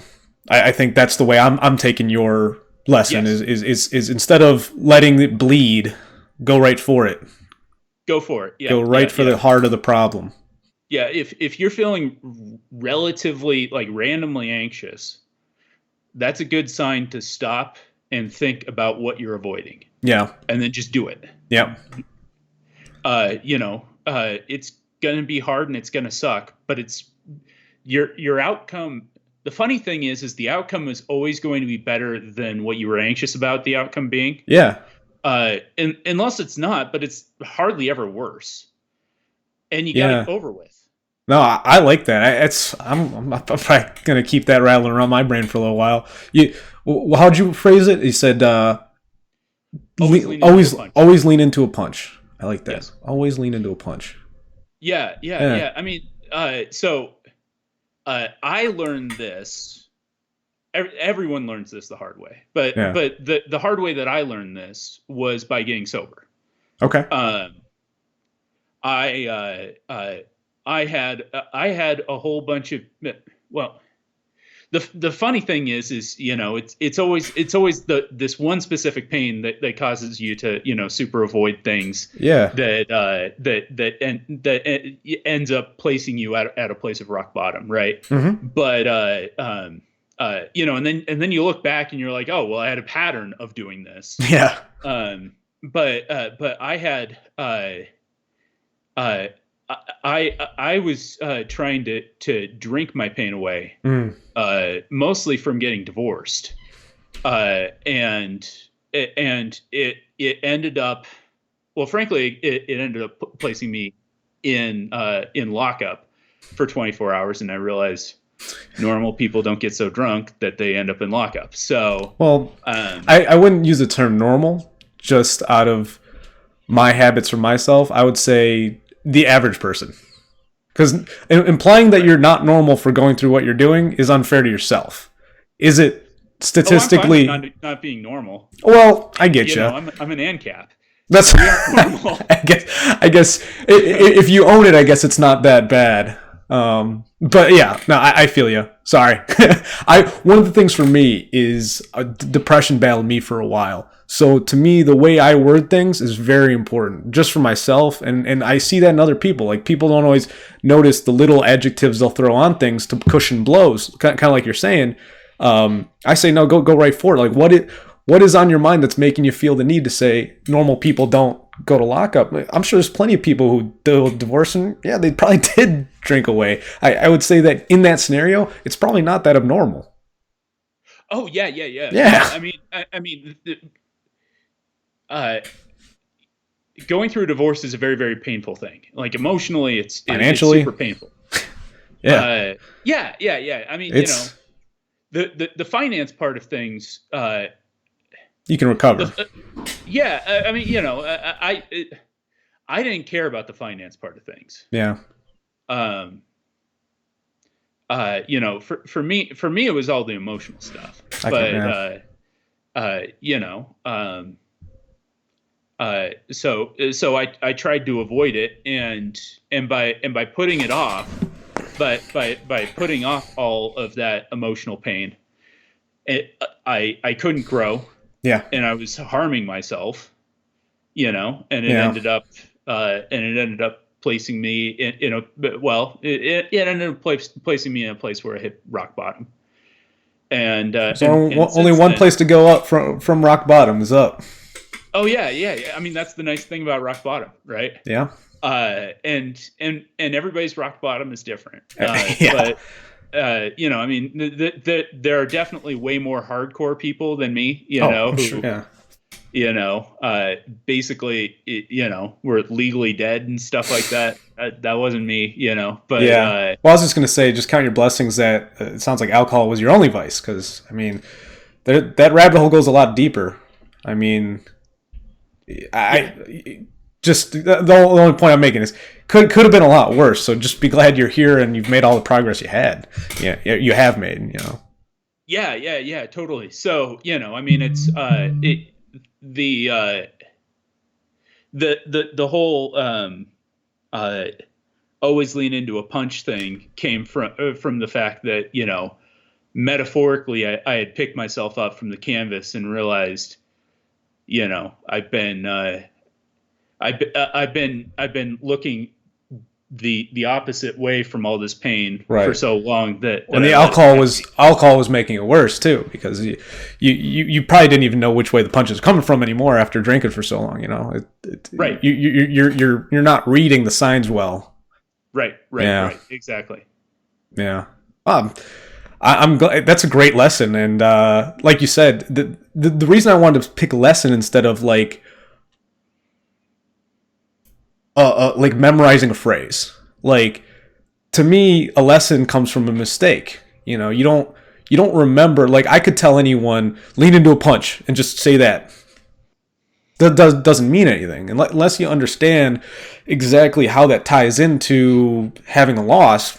You're not going to remember. It's just going to be some cheeky phrase you heard. Right, right, right. So that's a good one though. Well, I have my last question for you here. All right. Would you rather be the smartest person in the world full of dumb people, or would you rather be the dumbest person in the world full of smart people? Hmm.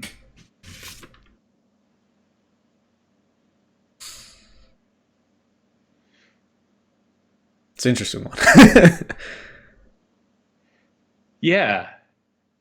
I tried to pick a bunch of questions that didn't have a right answer and see where people would go with it. Uh. So if I'm me currently, and Yeah. I'm just Like, let's say I'm a You know, genie. Let's say I'm a genie right now, and from right. this moment I do my little head bop thing to you, you will either be the same intelligence you are, but you will either become the smartest person, everyone else will become dumb, or everyone else will become smarter than you. I'd rather be dumb. And you'd rather everyone else be smart? Yes. Interesting. I I picked that also myself initially, but my father actually gave me an interesting rebuttal to it. I'll share that with you after. yeah. Okay. So Fathers tend to do that. right. Actually, no. Yeah? Let me change my answer Okay. because uh, assuming employment is still a big deal, Oh. I'd rather be the most intelligent person because then I won't see myself completely out of a job. Oh, yeah, that's interesting, because if you are dumb, you really wouldn't have much of a job. You'd kind of have to, I don't know, get by off being cute, or I Yeah, don't know, like yeah, yeah, yeah, they'd have to want to keep you around. yeah, yeah. I mean, you even janitors kind of can compete off of intelligence, Oh yeah. So Yeah. Well, I chose yours. I said I'd rather be the dumbest person in a world full of smart people, because I would want to, in an essence, learn for the rest of my life right, instead of yeah, teach. right. That's where I was initially going with it. Well, my father is actually a teacher. That's his profession. So he's Okay, a professional at teaching people. So I didn't think of it going into the question, but he instantly said, I would rather be the smartest person in place with dumb people.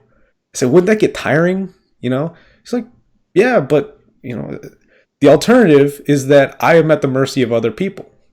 I didn't think of it that way. Is that because he didn't answer the question directly. He asked about the nature of the people. I was like, that's a very good caveat to the question is, um, if you have a bunch of benevolent people that are smarter than you, yeah, you're probably in good shape. But what if the smart people around you are malevolent and would abuse their intelligence? Because right. intelligence can be a useful tool or a harmful weapon. And he kind of scared me straight. I'm like, damn. I was so confident in my answer. like a typical father, he completely shut me down. But I ask these questions because there's no right answer. To me, it's the fun. The fun is having the conversation about it. You and I aren't gonna find the bedrock of this and be like, we answered it. You want to be the smart one, or we answered it. You want to be the dumb one. It's not one size fits all answer. Well, right. Well, and never mind the fact that um, intelligence is a resource, and and life is usually easier the more resources you have. That's true. Yeah, I think it'd be But interesting to see. if you're in a society full of extra resources, then wouldn't your life be slightly easier because of the abundance of resources, even if you don't directly control them? I never put it in those words, but yeah, I guess that is kind of the thought I was having, is that I would assume that given more, like you said, resources, intelligence as a resource, that they would find benevolence. But like we had our conversation about spirituality, I don't think there's a level of intelligence that transcends you to have to get past the human condition, The human Oh, condition. right, absolutely not. Yeah, there's not like you don't hit like a 200 IQ plateau and you're just like, okay, I don't have to worry about like greed anymore. I don't have to worry about, lust. I don't have to worry about any of the cardinal sins. That you're still at the mercy of all that evil. Oh, yeah, and Or at least super the highly temptation. intelligent people aren't. If you look at their personal lives, it's not like they're paragons of virtue. Very rarely, I'll put it that way. Right, very And rarely. actually, for most of the intelligent people I've read historically, their memoirs or the people who written about them, not always the happiest of people. Like Right. one of I've been slowly reading through one of Carl Jung's book, and I think the man's brilliant and crazy at the same time. But the more you learn about his personal life, the man was so peculiar that it's almost like, how could he have been happy? Tesla is another one of those guys who's very obviously very smart. But when you learn about his like daily life, it almost like, if I lived that way, I'd be miserable. I just wonder like what was going on between his ears, being Right. that brutally smart, and asking the question, like, he probably was the smartest person in a world full of dumb people. And it's like, Yes. when you have that level of insight, when you have that level of wisdom, I wonder what it's like to just be talking down to people all the time. I'm sure that's got to inflate your ego. And based off everything they said about Tesla, he was one of the most humble guys. That him in particular is one of the few guys I wonder, because everyone said that he never really let it get to his head, like an Edison type, or a. Oh, I mean, Edison is his direct rival, but Right. like Einstein was actually a pretty vain guy. Yes. Yeah. What do you think? Being that intelligent, what do you think it'd have a hamper on you if you were bestowed with some hyper intellectualism? I'd I'd like to think not, I would but too. I bet you it would. I mean, like I'm I'm not a genius. I feel like I'm smarter than the average, but I'm certainly not a genius. Yeah. And I was cocky as hell as a teenager. I think a lot of teenagers are cocky as hell. I think that's pretty much the brand of a teenager. Well, yeah.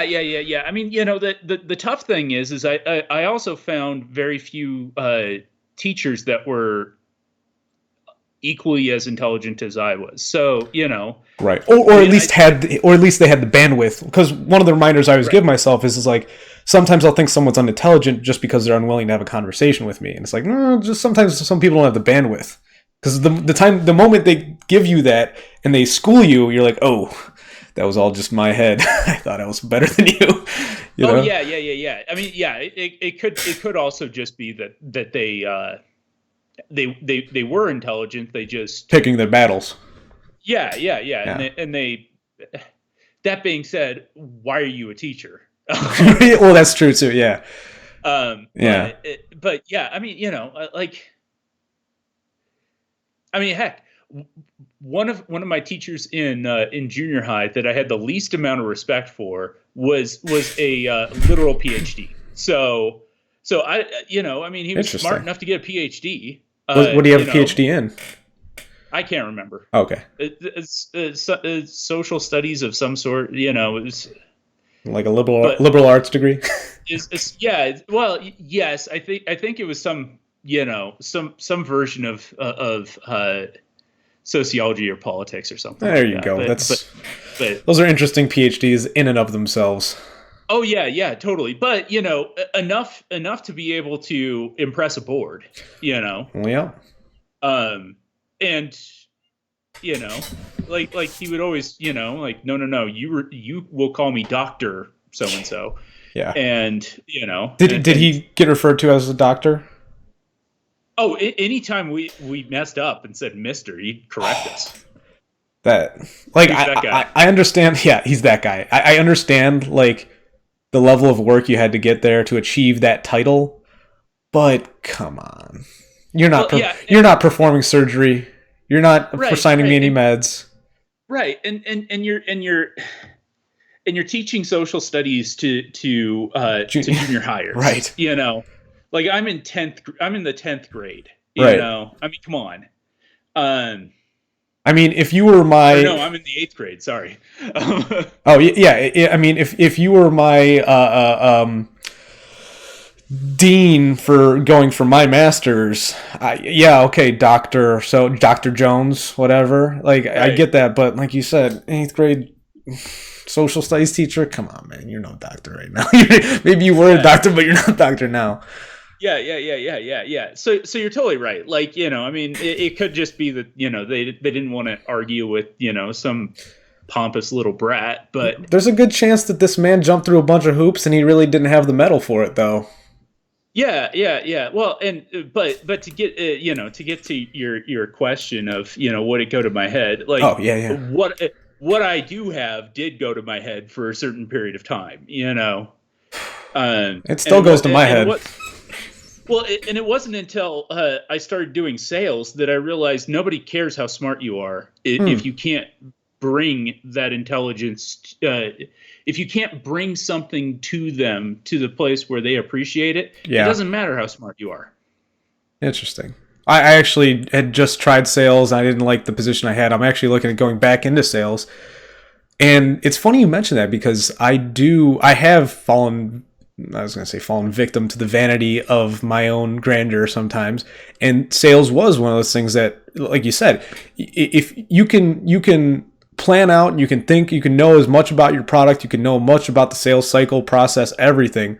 But if you can't fit it through the eye of the keyhole the moment you have their attention, don't mean dick. Don't mean a damn thing. Right. Plus, you can nail exactly who this customer is. Yep. But if you come off as some sort of pompous prick, they're not going to buy from you. If they don't like you, people don't buy from people they don't like. Right. I mean, you will get some sales. Like, Yeah. no matter what, you do just have to knock doors at the end of the day. But because sometimes people are like, this guy's a dick, but I've been thinking about this, and yeah, I guess. But you could open up your numbers so much more by being likable. Yes. Yeah. And by solving problems. So you know. Yep. And that's really where intelligence comes. That's where intelligence can be used correctly. Is to be able to bridge the gap between the person and their problems, because part of sales is allowing people to realize what they're missing. Mm-hmm. And then and in fact, that's all of sales is to point out, hey, here's a weakness. Let me show you this weakness in a couple different scenarios so that you can understand it. Yeah. And then I think pain points were the buzzwords that were going around when I did sales training. They said, you got to find the pain points of the customer. Oh yeah. Well, okay. So I'm specifically I'm in insurance, right? Okay. And the thing that we say, which I will clarify once I say it, okay, because it sounds awful. But, go for it. but the thing that we say is you got to kill them and take their money. Kill them and take their money. Okay. Yeah. And what we mean by that is insurance is all about hedging risk, right? Yep. And so what you have to do, in order to sell the policies that they aren't forced to purchase, you have to both. You really have to emotionally place them in the scenario where this happens. Yeah. As soon as you said it, I had a feeling that's what you're going to do. You have to take them to the extent. Yes. Yeah. You have to put them in that scenario. So if it's life insurance, you have to say, okay, ma'am, your husband did not come home tonight. Yep. You got killed in a car accident. Yep. You have you have $10,000 from his work. What does that do? Yeah. Well, what does tomorrow look like? Yeah. What does tomorrow look like? Yeah. What does tomorrow look like? I can't do anything about the death. Yep. I can't do anything about the emotions. I can't do anything about the pain. But I can do something about the money. Yeah. What can we do to cushion the blow, so you don't so you can deal with that and not have to deal with the financial side. Right. And if you can't do that, it doesn't matter how well you can calculate, income replacement, and how well you can chart what college education is going to be, so that you have savings replaced for that for little Skippy and little Susie. Right. You could be a math whiz that could do all of those calculations in your head. But if the person doesn't genuinely allow you to to bring them to that thought experiment of people do die. What if it's your husband, or what if it's your wife? Yeah, and you really can't know Then which it day does it's going not to happen matter. either. Because I think Right. some people kind of just kick the can and they're like, oh, we'll get to it eventually. But you as a salesman, this is one thing they told me is you have to create urgency. You have to, don't buy life insurance next year. What's going to happen in that year? You don't know if you're going to need it. Well, yeah. And plus those people are running under the same problem that the race realists run off of, and that's Hmm. this over excitement of both probability and statistics. Hmm. You know, the fact of the matter is the fact of the matter is a healthy person, a healthy male is going to live to be 85 years old or something like that on Roughly, yeah, average. yeah, Um, and if they're married, it gets closer to 90. yeah, yeah. And that's and those are statistics. That's just what happens in the United States. But the fact of the matter is statistics don't matter if you get hit by a drunk driver. Yeah, exactly. Like you can be dotting your I's, crossing your T's, but there's a lot of risk, as you said, that can't be mitigated. Right. You have to go outside your front door. That's Right. Right. Right. It's funny you brought up race realism, though. When I first started this channel, one of the first few people I had on, I hadn't heard of racial realism until he brought it up to me, and he called his handle or whatever his pseudonym was Darwin subspeciest, and he was really big into breaking down our genetic diversity. And Mm-hmm. he made a lot of good points, but he took a few liberties that I never really came to agree with him on. But that being said, what is your take on the whole idea of racial realism? Is it some pseudoscience? Is there any? Do you think it's even worth having a conversation about? I think everything's worth having a conversation about. Fair. I do think that it is very toxic. It's and I don't know of a way of removing the toxicity, to be honest with you. Yeah. Uh, the the thing Well, the thing that I find troubling about it is is anytime you start talking about well, these stats mean that we need to construct society this way. yeah. It gets really, really, really disgusting to me. I Just start thinking because. of like a god with a magnifying glass, or like some ambivalent being trying to shape things because, like you said, they're guided by stats, and that's not always the best metric.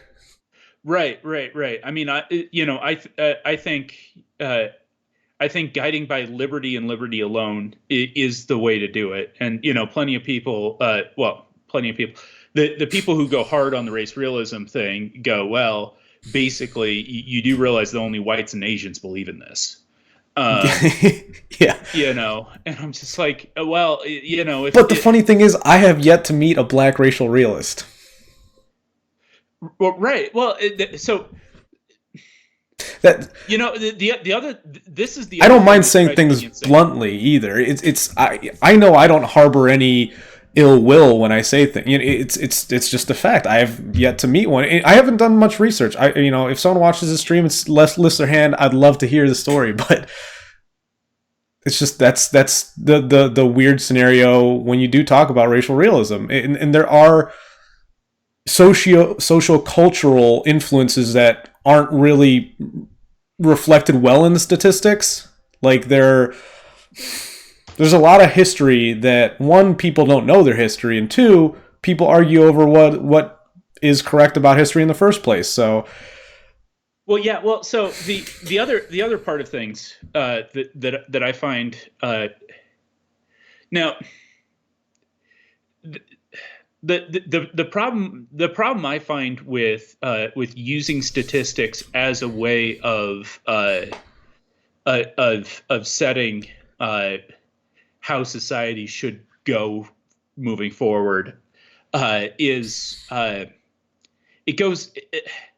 You can't even use your own experience at that point in time. You Right. know, you get this thing that people, well, that those who rely on the statistics say, and that's, well, all of your evidence, all of your I hate the term lived experience, but lived experience, No, uh, I'm with you. That's the best way to is say it. nonsense. Yeah. Right. And I'm like, well, the only racial group the only racial group that has ever really oppressed me, that has ever really had an actual effect on my life and how I live and what's been stolen from me and stuff like that, have been white leftists. Yeah. You know, like, and yes, I've mostly lived in predominantly white places, but I mean, that's, if you Well, remove all the other races, you still have those jerks. I think just for the sake of this being a recorded live stream, is we didn't really get into kind of what racial realism is. So I'm just going to take a second and kind of reiterate it so that we're both on the same page. From what I understand racial realism to be is the concept of like looking at the genetic differentiation of our species and understanding certain limitations and strengths of different genetic makeups, whether that be dietary, whether that be physical, whether that be intellectual, is where it gets really, like you said, Yeah, about the yeah. whites and Asians. Yes. Usually the problem with race realism isn't necessarily a looking at a genetic makeup and saying, there's a tendency for this sort of disease or that sort of disease within this set of Yeah, genotype. I don't think you're going to have Uh, people arguing over that too much either. right, right, Yeah, right. You won't. that's the soft Right, part of the discussion. right, right. No, no. The problem is when you start talking IQ, And and the crime, problem is when you start talking crime. crime and IQ is where it gets very. Yeah, I just wanted to make sure we're Yes. on the same page. I had a feeling we were, but I don't want to leave it up to implication. Yeah, yeah, and that's a good call. Yeah, And that's where the, like, I don't think that, that's where the whole toxicity thing comes in, yeah. because there's basically two camps, and I don't think either of them is right per se. Okay. I don't know which there's two there's camps you're referring to. there's I, there's there, there's one camp that just shouts it all down, like, no, no, no, no, no, no, no, you can't say this. right. If you even talk about these statistics, you're a racist. Yeah, that's it's definitely not. I'm not gonna see eye to eye with that camp purely off Right, of the idea of intellectual liberty and being able to think things through. right, right, right. And then there's the other that says, well, we have the numbers, so we should have an ethno state. Yeah. You know, And and that's the one that I'm like, I see where you're going, but I disagree. And you're kind of left in the middle between no camps yeah, yeah, because yeah. people gravitate towards the I don't know. I was gonna say the polls, but it's not even that. It's just like the most simple answer. How about that? Yes, yeah. Well, I think the vast majority of people just want to stick their fingers in their ears and say la la la la la. Let's move to a different topic. Sometimes I You know. wish I wish I was that was my personality, but I'm that kind of person where when I've got a sore in my mouth, I can't stop tonguing it. If that's a good metaphor for ideas, when I find something fascinating, Yeah. I can't just drop it. I don't know how some people do. I mean, I'll watch people on the street. I'll talk to friends of mine, and they'll be like, "Oh wow, that's kind of cool. I don't know much about that," and then they'll just walk away. I'm like, "How do you do that?" Like when I see something interesting that I don't understand, I gotta dig a little deeper at the very least. Yeah. I'm the same way. Yeah. I mean, I wouldn't have it any other way. No. I mean, I did have it the other way. I used to just drink my brain off, but Eh, it's not helping anybody except your but bartender. right. But now that or the local grocery store, Yeah. Yeah. but Either way. but now that now that I've lived the sober life, I Hmm. just I wouldn't have it any other way.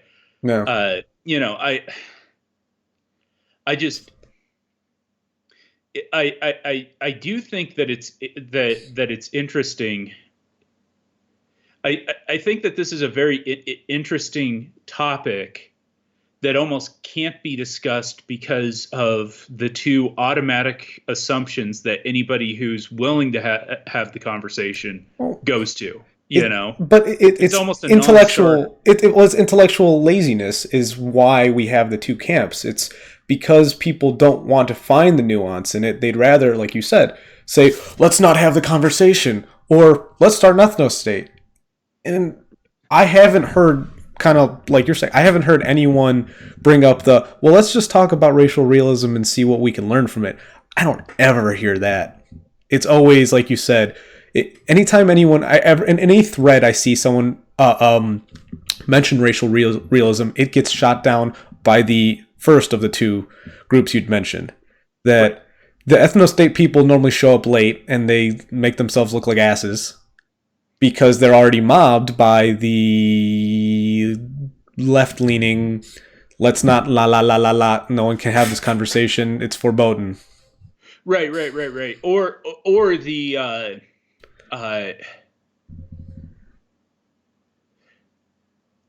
I don't want to necessarily call them the neoconservatives because it's not Oh, necessarily the neoconservatives. It's also just the general conservatives. The yeah. just the normal, like, hey, we all agreed we weren't racist. Let's not I've got, talk about racist stuff. yeah, I've You got a know, black friend, so we can talk about it now. That kind of, yeah. right. Or because I have a black friend, we better not talk about this. Oh, yeah, that's where, yeah. Oh, you're talking like the taking the moral high ground, like it's like, oh, we can't talk about it. Yeah, I guess No. Right? Yeah, exactly. We're that, no, we are the good ones. Remember, we all said that we were the good yeah, conservatives, and good conservatives don't traffic in racism, and this is yeah. trafficking in racism. That You know. it's bullshit sentiments like that push me to libertarianism. Oh yeah, totally. I mean, it's I don't believe in saving face for the sake of saving face. right. I mean, it's when this is done with ill intent, it's usually done by Ben Shapiro. To be honest with you, like whenever Ben gets a whiff of anybody talking about this sort of stuff, he's Oh, like, he, well, let's talk about the racists in the conservative movement. yeah. You know. Well, and for some reason, I always feel like he's got that. I caught you taking cookies out of a cookie jar kind of stern. He is always like, I'm gonna give him a stern talking to. I hate the preachy side of Ben Shapiro. Yeah. Don't get me started. Not. I used to really appreciate some of his ideas, and that was short lived. You know, I still appreciate Ben Shapiro because Ben Shapiro was on my uh, was on the road to my political awakening. So That's what I mean. Yeah, same here. There was a time where I was listening to Ben Shapiro videos nonstop, oh yeah, me too. Yeah, and now I just see him for the charlatan and fame seeker that he is. yes, Like, yeah. With very, very, very disgusting viewpoints on war. oh my gosh. Well, it's not just the war to me too. It's the he is. I tweeted. I want to say in the last 2 weeks I said something. Can you be a leftist conservative? And Ben Shapiro is one of those examples. He is a conservative, but he uses leftist tactics. He still uses the mob rule, the shame tactics. I'm saying the playbook of the leftists. And I find him, now that he has the influence that, because he used to be that fringe guy. He wanted a piece of the pie, And I respected him when he was doing that because he was being candid, he was being open, he was being honest. I felt. But now I see he's just another anointed guy who's strictly out there like you said, to parrot some talking points, and a lot of them go against what he used to talk about. Mainly war being one of those things. I remember him at least avoiding the subject or being more anti-war. Like I don't know where Right.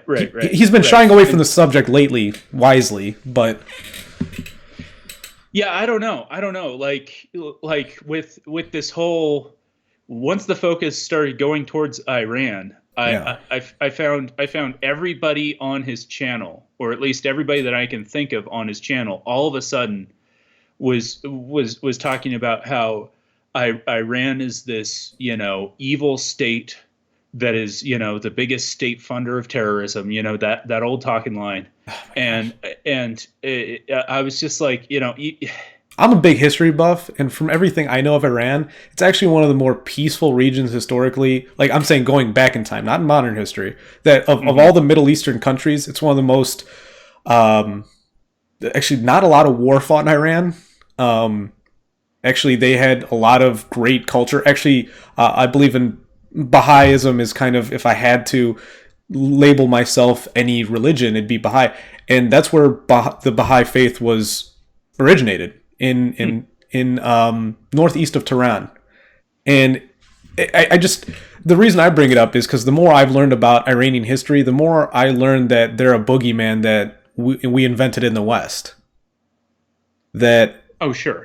Like realistically, I don't know that enough people understand exactly what we did with the Shah back in the early '80s. Like we literally created the boogeyman in the recent times, but even more historically, Iran has never really been an issue. Right. I mean, I guess if you really wanted to paint a bad picture of Iran, you'd have to go back to Persia, maybe. That's like the last time they were imperialistic and trying to do something. And even then, all he did was confederate the Middle East for a little while. Right. And at that point in time, like it was the age of imperialism. Well, yeah, and all of the culture that came from Persia. Oh my gosh. I'm pretty sure outweighs. I mean, history is a history of tyranny. Yes. I mean, if you're going to vilify Persia for that, you should vilify Rome as well.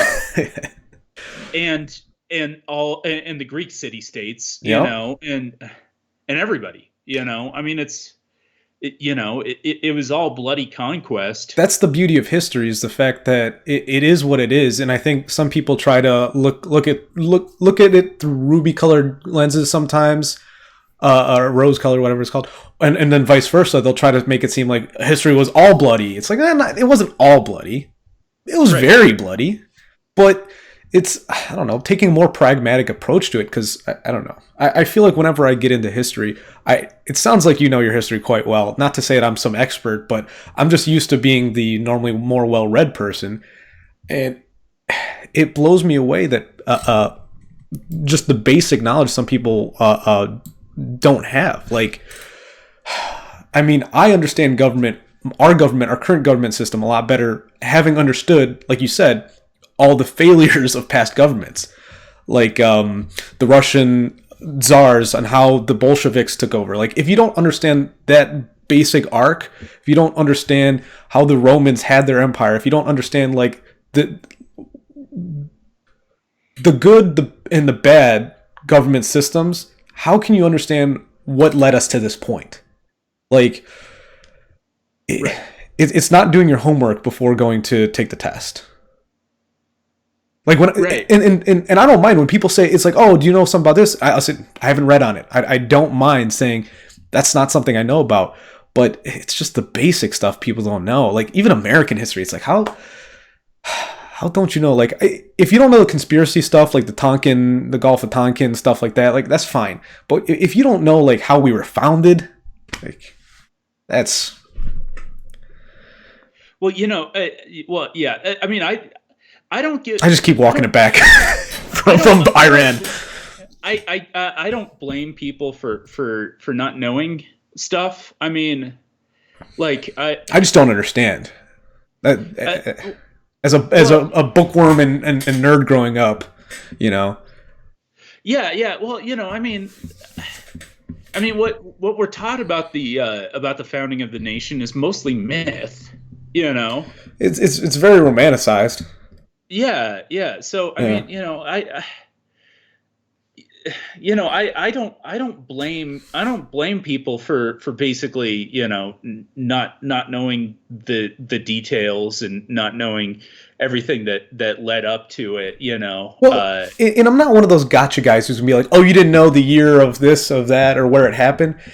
It's the story arc. It's the motivations, the whys, the why did this happen? Like most people, okay, perfect example, Boston Tea Party. Mhm.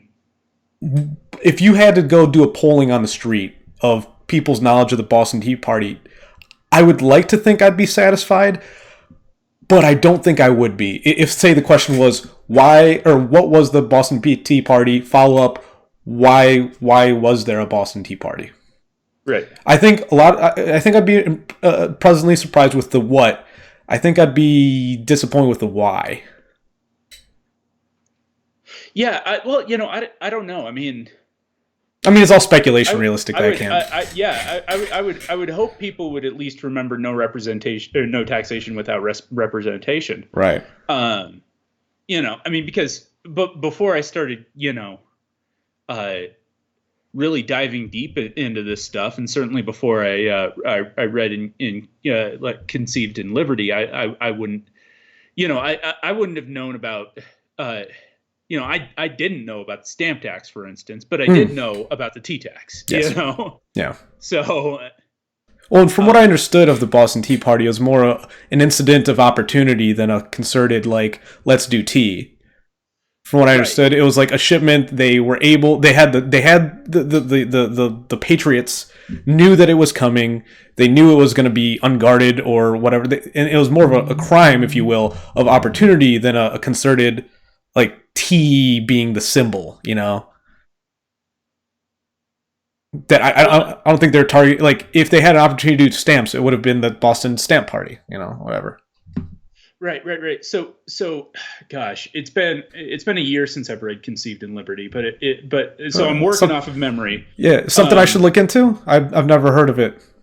oh, Conceived in Liberty is Yeah. awesome. Okay. It's vast. Okay.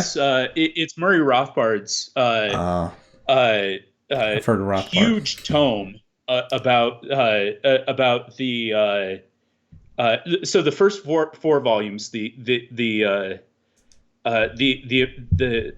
amount that's been published up until recently was basically about the colonies. Okay. I'm just Uh, making a note to find this it later. yeah, it's huge, but if I'm remembering correctly, the stamp or the Tea Party was all about tea had been placed in a warehouse that where it basically it had come off of boats. It had yet to be taxed because the colonists were refusing to pay the tax, Mm-hmm. so it was being held, and the Brits were trying to figure out a way to bypass the colonies and sell it directly to the colonists, Mm. and that represented an opportunity where gosh, I wanted to say one of the Adams boys uh, decided to raid the warehouse Mm. and toss it in the harbor. Mm-hmm. Again, I'm working off of memory here. Well, I read that book I mean, your uh, your your memory of a it year is ago. better than my knowledge of it. Actually, it sounds like so. I mean, the point I was making is it's just I I guess what I'm Yeah, saying is yeah. people romanticize it as if it's like we think of the way we do concerted efforts now as a government. I always remind myself that in the moment, when like you said, Adams was it Adams brothers. I don't know. I don't. It was It was, if memory serves, so both Samuel and his dad. Oh, okay. were a part of this whole thing. Okay. And so I can't remember, like, both of them were pretty much firebrands from what Murray writes about. Okay. So I can't tell which one decided to militia up. But the point I make is that it's like we know America as we know it today, but for them it was literally just a thought experiment, like we're talking about right now. You know, well, they even didn't know it was going to work. Even then, it was, you know, it was part of the Commonwealth. You Yeah. know, I mean, they were British citizens. You know, They were British citizens. Oh, and the funny thing is it's people don't know the historical context of why. Like, yeah, the colonists were getting overtaxed, but in an interesting sense of irony, it was because the British were fighting too many foreign wars. And they're like, oh, we got these new colonies we can tax the shit out of. We can fund our wars. I think they're fighting the French and the Indians in India at the same time. I know the French were the ones that really costing them, but it's like they were spread too thin, and they're like, well, we need to make some more money off our colonies. And they're like, nah, sorry, man. We don't want to fight your foreign wars. It's funny. History has a way of repeating itself. Right. So don't tax me and don't make me pay for your wars that I'm not fighting in. Right. Which, you know, but that's basically what, you know, it feels like nearly everybody wants now. I mean, you know, the taxation thing, you know, there's plenty of statists out there that think that's the price we pay, right? I was going to say, it's funny. It's funny the amount of people who are okay with these 60% tax rates. I'm seeing it more and more on Twitter in particular. I'm going to threads and seeing people comfortable with these high tax rates because, especially, I was a Bernie guy for a second. I flirted with the idea. It's where my head was. It's whatever. I was young. I'm still young, but whatever. The point is I look at these people who are still following Bernie, and they're the ones who are going, yeah, eat the rich. All these phrases, yeah, make them pay. And, like, I'm not a very good economist, quite frankly. I've got so many books I need to read on economics. I'm a child when it comes to it. But even I understand the idea that when you tax the hell out of people that have money, they don't stay. They leave or they find loopholes. It's all about, it's a negotiation. Like, well, yeah. When you never mind the fact that even if they stay, yeah, what you're doing is you are funneling money from the people who objectively know how to turn money into more money. Right. And not just money into more money, but more money into better products and services for everybody. Right. You're channeling money from them to the people who everybody agreed. Well, everybody but Bernie Bros agree. That, I'll be honest. I was a Bernie bro. I was just trying to get laid, and I found that was just a shallow grave. Yeah, I find principles are more attractive, but I've learned that the hard way. But I apologize. I just felt the need to justify my troubled past. But anyways, you know, you're funneling from the people who really know how to use financial resources to obviously better society, right? And you're funneling it to the people who waste it the most. Yes. And why would you think that this is where the I don't even want to say socialist. I mean, I guess you could say socialist. The people who want the money redistributed to the government is, why do you want to vilify, like you said, these enterprises, these corporations, whatever? I mean, let's say they're not perfectly benevolent. There's probably a good bit of corruption. There's a good bit of tyranny. They're misappropriating the money, I'm sure.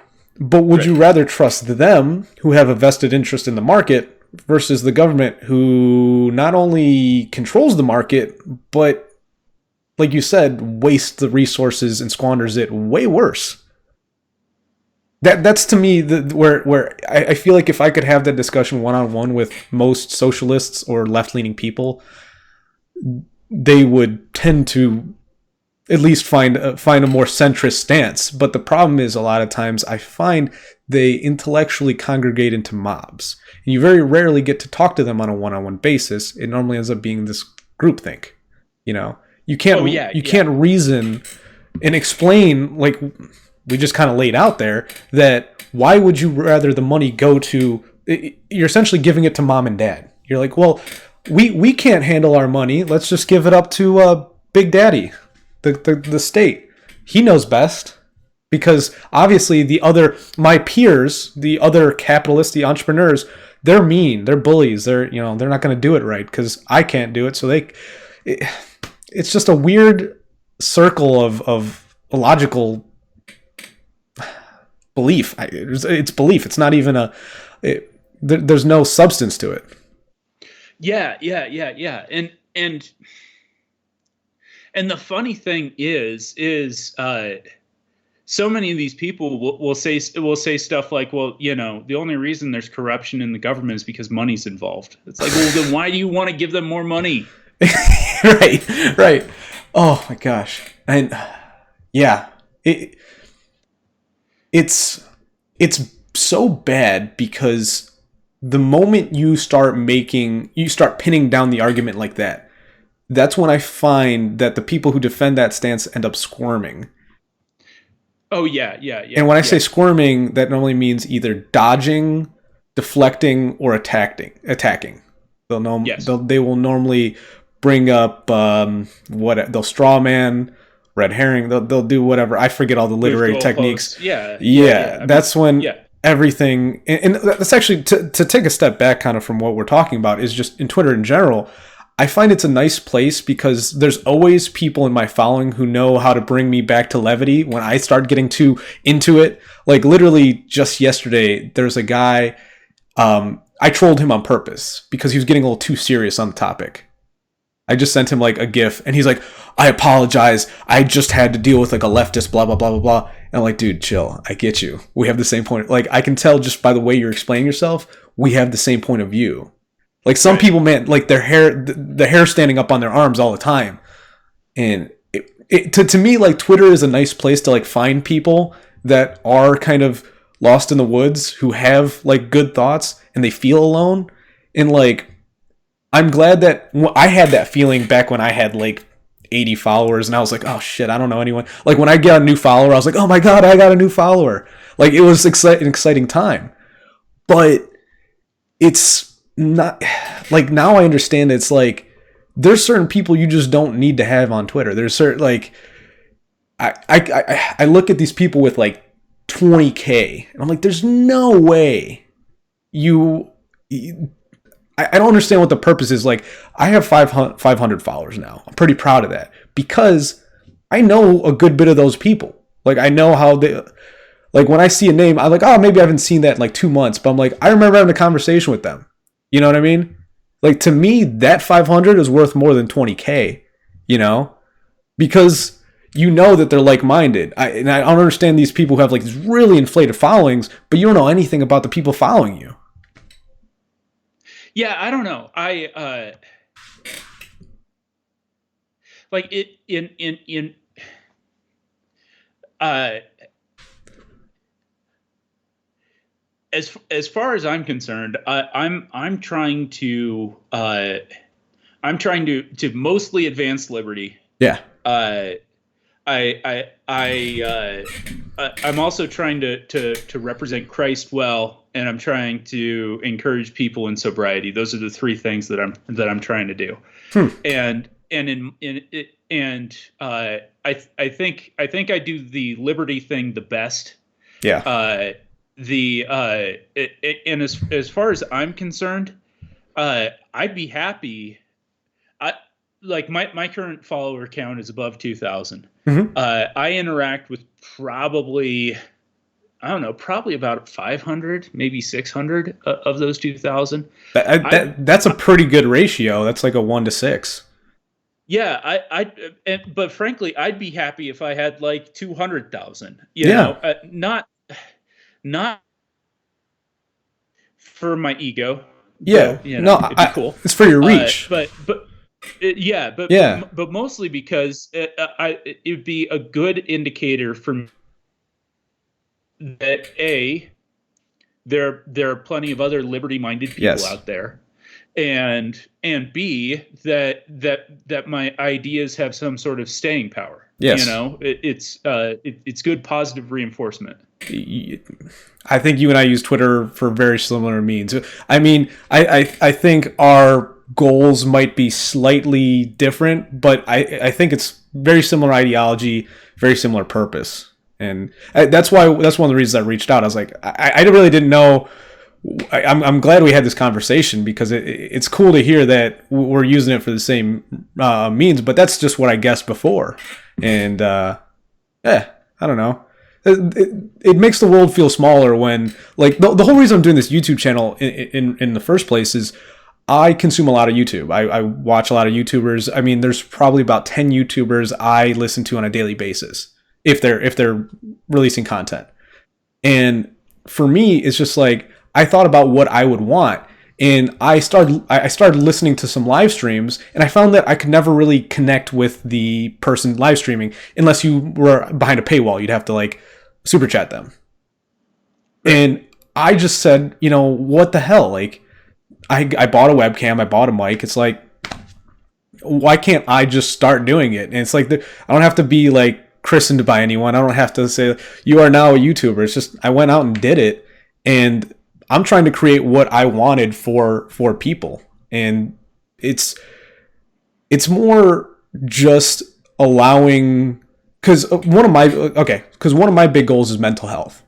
I had a bit of a psychosis about 3 years ago, and actually I left all my videos up. I mean, I there's videos of me bawling 3 years ago. So if you really want to dig deep, it's all up there. Wow. So for me, it's a bit of a journal.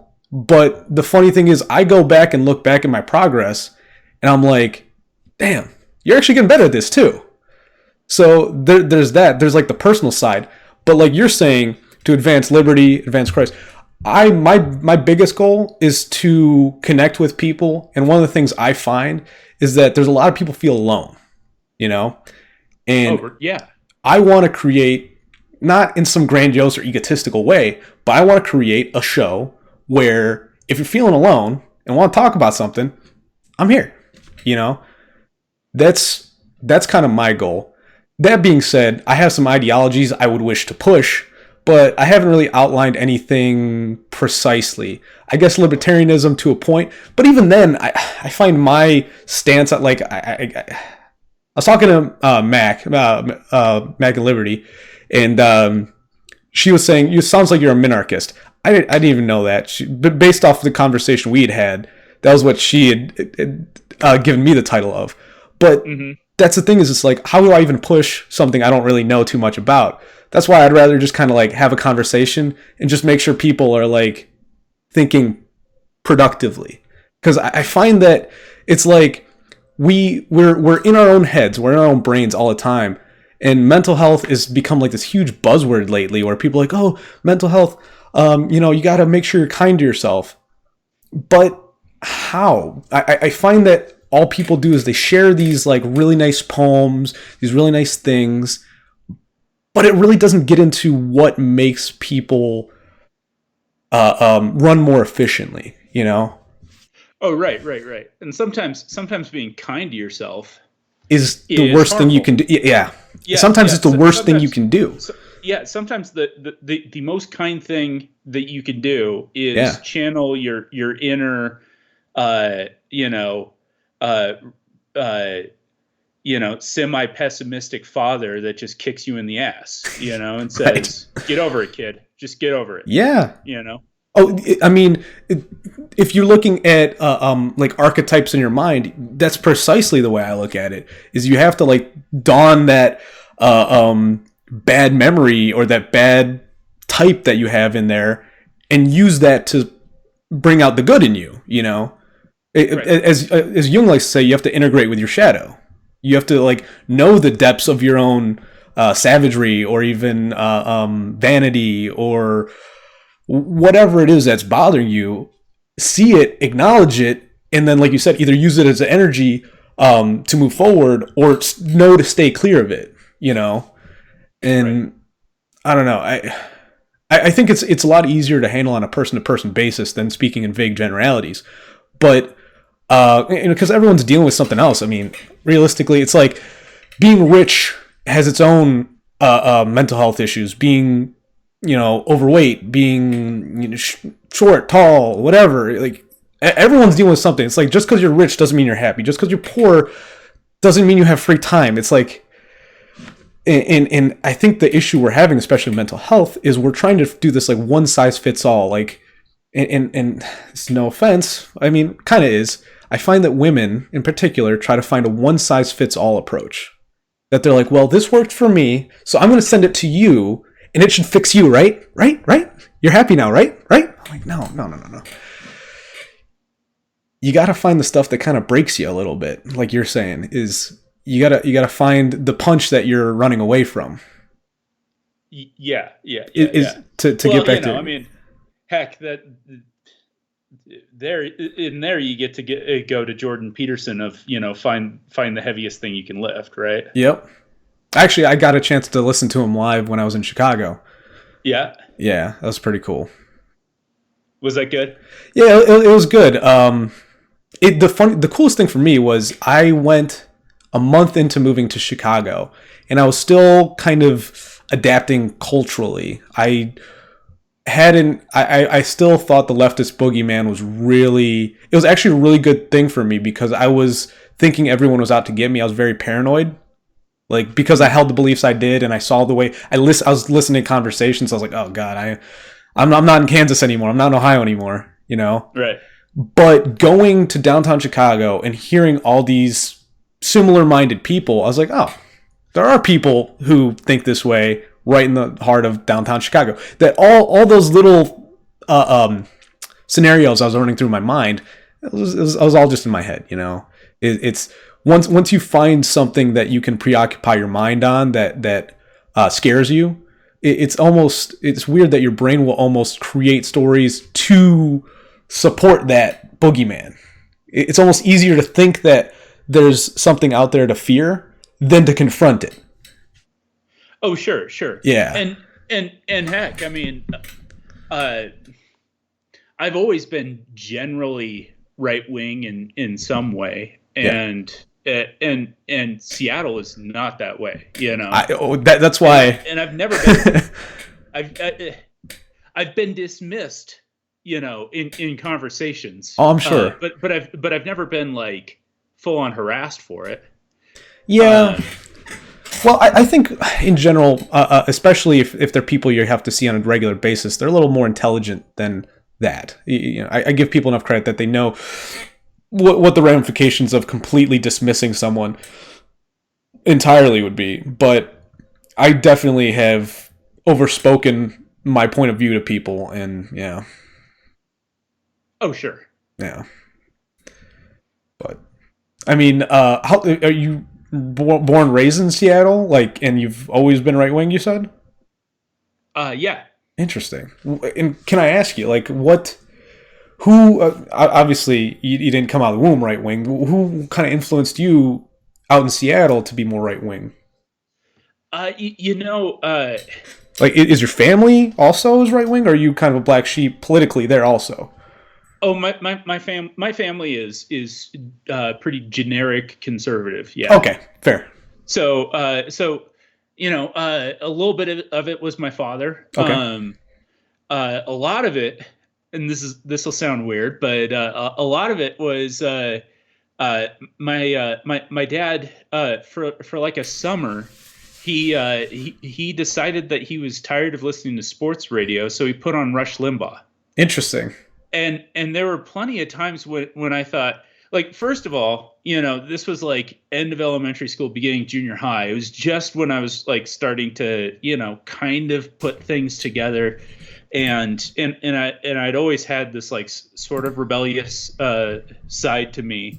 And nothing triggered my teachers more than just, citing Rush Limbaugh. So, yeah. So I had a whole bunch of positive reinforcement through their, negativity and vitriol. I understand that to a T. That So, never mind the fact that for the most part, I know Rush gets a lot of crap, but he's rarely ever unreasonable. I was unreasonable, and I was gonna say he never gets flustered that I've listened. I'm not a consistent listener of Rush, but in every clip and every time I've ever had him on, he's normally he doesn't get angry. He normally stays emotionally clear, but like you said, he's also not unreasonable. Right. He's not trying Now, to find the quick answer. right. Now, Rush's big problem is that he doesn't really bring things down to the core level. Oh, I It's was also all gonna it's all the current politics. yeah, yeah, And yes, he'll argue about how things were supposed to be within the Constitution and stuff like that. But there's no it doesn't get it, grounded. it really doesn't get grounded. Yeah, So he runs into the same problem that Tom Woods has always pointed out, that everybody that political discourse is on a 3x5 card of allowable opinion, yeah, right? yeah. And And if you don't have it memorized, and Rush is in a corner, but he's within that 3x5 card, and so that he'll talk about how. Like for taxation, for instance, he'll talk about how we weren't supposed to be taxed that much, but he never really goes to no taxation that I yeah. know of. Or And he never really goes to the morality of taxation. It's more of these darn Democrats, they want to increase your taxes. yeah. You know, Well, and he very rarely has any. I was gonna say extremist is almost too far, but opposing guests on the show, if any. I've never really heard him push himself further. Sure. Yeah, and He's maybe fairly that's the insulated. limiter for him. I Yeah, think. he insulates himself a bit. Yeah. I mean, that being said, I think he doesn't view his job as being, for discourse. I think he views his job as being, a voice for the right. Yes. A voice Yes. for, Almost for conservatism. when you don't see any friction there, it's almost. I like to speak in hyperbole just because it's effective. It's almost propaganda if you think about it, because there is no resistance against it. It's he plays within the, like you said, he plays within the rules, Sure. and he gets his point across. And to me, that's like propaganda light, because to me, if you're trying to sway someone, you'd want to be playing devil's advocate. You'd want to be showing the weaknesses of your argument. But realistically, I want to take a step back because I don't want to throw any accusations, because the last time I listened to Rush Limbaugh was probably years ago. I'm more remembering listening to him on AM radio back when that was the only thing I really had to listen to. It's right years ago. When he was the when he was the dude. lone, yeah. He was the guy. Yeah. I mean, Yeah, again, I don't want to disparage Rush. I think he's filled a very useful the position. Yeah, and I think the world's a better place with Rush. But America's a better place with Rush. I wouldn't want to deplatform him in any way. Oh yeah, it's a more constructive criticism. Right. I think. I just think that where he shows his problem is more along the lines of politics as it's currently played is this shell game. Yeah. And you never really go, but why do we even have these shells? Yeah. Yeah. Or why? Yeah. Metaphorically, yeah. But I was gonna say it's like, why are we playing the game? Why are we even playing the game? But same idea though. We talk about like you were talking about the tax issue, and why does he never goes to like no taxation? I can never picture Rush Limbaugh even uttering those words on his broadcast, and the question to me is why? Is it ideological for him? Is it the people? Is it his sponsors? Is it just the state of our discourse that he doesn't think it'd be worth it? I think it's probably multivariate. I doubt there's one answer to it, but yeah, and who I knows? like to Who ask that knows? question though. To Yeah, maybe he views maybe he views being that type of an extremist not useful. yeah, You know, yeah. maybe he. I mean, because Well, and the thing he about knows Rush is he's very he stable, knows. Yeah. Yes. and that would go against his stable platform to start. If he did start talking no taxation, or even if he went anti-war, God forbid, uh, he would probably lose a lot of his support. But he would be furthering, in my opinion, a better ideology for the country. That's where it becomes opinion. Right. I mean, that's why, of the conservative voices, I prefer Pat Buchanan, Mm, because Pat is much better about the whole war thing. okay. I don't listen to Pat Buchanan. I don't listen to him. I've read a couple of his books. Oh, you read books? Okay. I think I've heard the name, but that's about it. Yeah. Let's see. The most recent one that I read is Where the Right Went Wrong. Where the right went wrong. It's about the neocon takeover of the GOP Yeah. and W's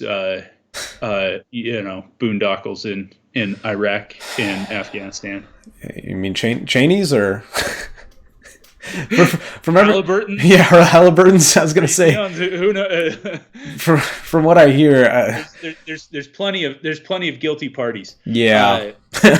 Well, it's funny. It's funny you point that out because Buchanan points out the fact that W wasn't an ideological neoconservative when he first took office. No. He even said that he was much better about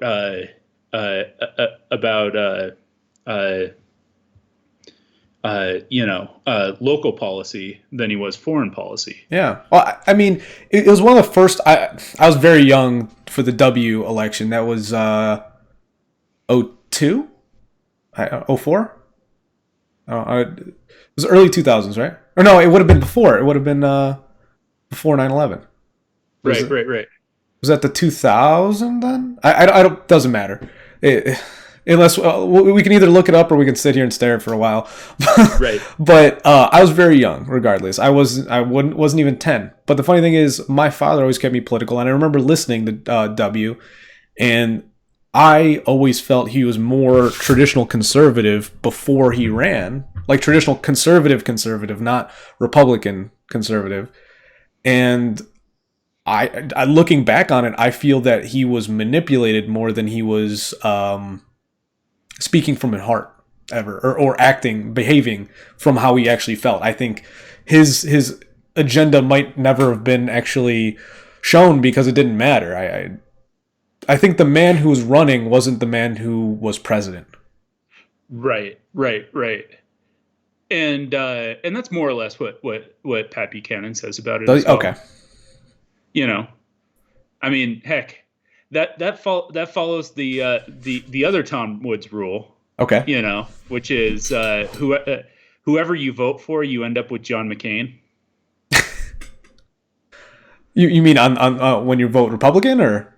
No, just in general. Whoever you vote for, they can say they're anti-war all they want, but you end up with this pro-government, pro-war politician in the end. Well, ultimately, every time you vote, you're voting for a politician, and all politicians need to keep the system in place.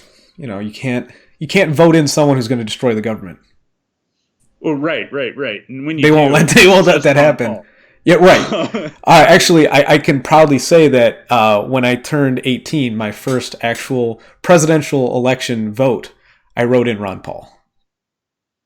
So nice. It meant nothing, but I was very proud of myself. Nice. I have a very atrocious voting history. So, it's not something I'm proud of, but I mean, when you're dealt a shit hand, I don't think you can blame yourself. Oh yeah. It's. Did you vote for Hillary Clinton? Oh no. Then I think you're good. I think, but I may have voted for Mitt Romney. I can't remember on that one. like I said, shit hand. I Uh, mean, yes, yeah, yeah, yeah. Hey, when you're asleep, you're asleep. You when you're know. asleep, you're asleep. I mean, I actually volunteered for the Bernie campaign for a minute. Like I actually Right, was. right, right. Well, heck, Yeah. post post 9/11, but not directly after 9/11. A couple years afterwards, I was still believing in the whole war on terror. I fell for that. Fortunately, I was young though. fortunately, I was. They had enough recruits that I didn't that I was a bit too tubby, Oh yeah. but I almost joined the Marines. Like, Did it you? walked into the recruiter's office and all that sort of stuff, and he Yeah. told me gotta lose weight and all that sort of stuff, and then I um, got a better job and just kind of kept tabled going. that one. Yeah, just kind of Yeah, kept going. yeah.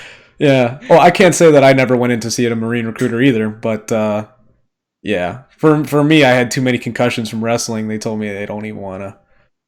I was Oh, kind of surprised. Mine wasn't war on terror. Mine was just I didn't know what the hell to do with my life. I was just like, oh, well, yeah. I mean, that's the other thing. yeah. I can't remember who pointed this one out, but someone pointed it out on Twitter. It was either Twitter or it was Dave Smith. But Oh, love Dave Smith though. oh yeah, me too. But so I can't remember where my source is from this one, but Okay. it was a great idea. Whoever pointed this out, thank you very much.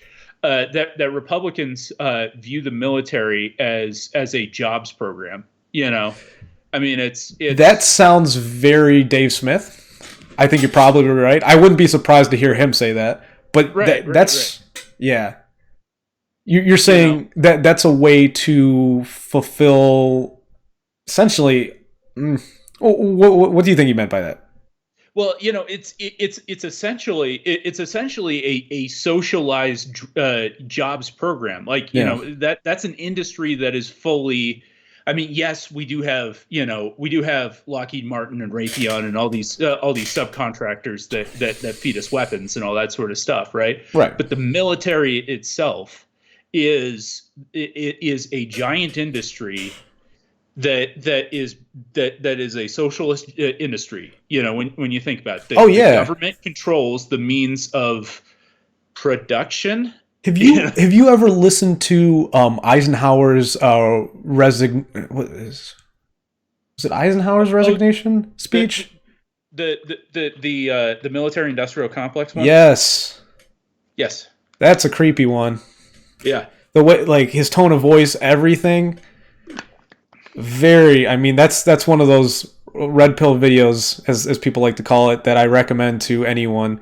Because the funny thing is, I've recommended that video to people much more my elder, and they're like, oh, "I never listened to this." I'm not surprised that you have, but there's a lot of people who never heard him say his warning about the military-industrial complex. The first time I heard it was like a year ago, and I was like, "Holy shit! How is this not more publicly? How are people not more aware of this?" Like we had a standing president be like, "I had no control over this monster." That's what I got out of it. Right. Right. Right. Well, And that I mean Eisenhower, that was late '60s, early '70s.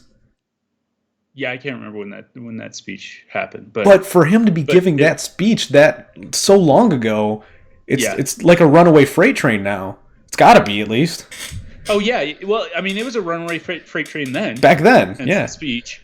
I mean, we.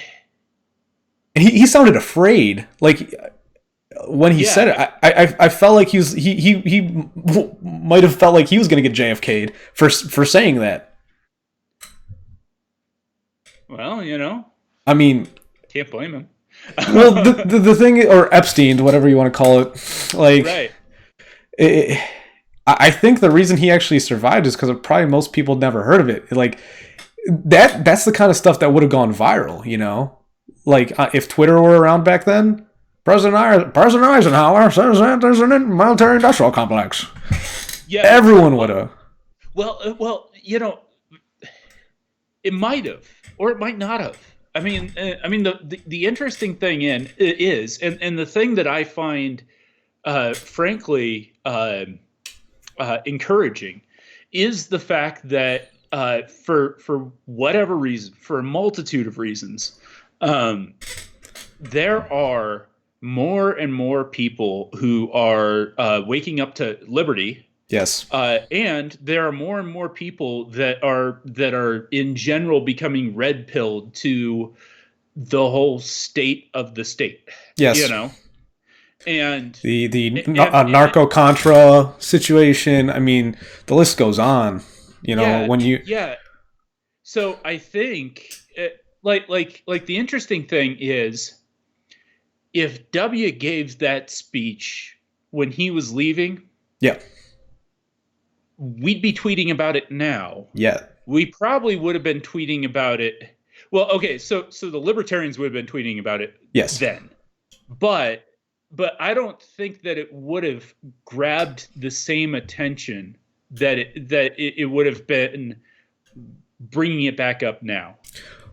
Like back then, all the Ron Paul people would have been up in arms.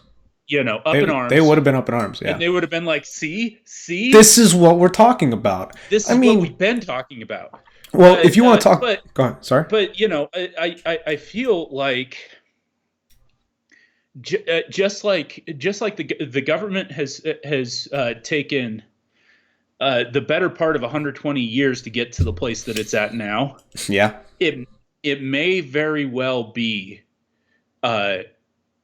it may very well be that to reverse everything, we may need 60, 100 years to flip the turn the page. I don't want to make it sound doom and gloom, but turn the page, have a new chapter. Right. I think those. I mean, the Romans had the Romans had the Marian reforms. Had it not been for the Marian reforms, they wouldn't have been the Roman Empire. Right. And I think those who are hoping for another revolutionary war of whatever reason, I think this nation lucked out, frankly. Yes. That aggression ended up with liberty. Mostly aggression ends up with tyranny. Well, when you want to look at the timing of our revolution, also from a technological and a world political, even geographically too, is I think we lucked out in multiple. It was almost the perfect storm of revolutions in the sense that one, geographically, if you want to believe in these new world order elitist cabals, whatever, they hadn't had the foothold. I always keep there being a possibility of there being an organized group of influential people. And in the 1700s, they hadn't established themselves.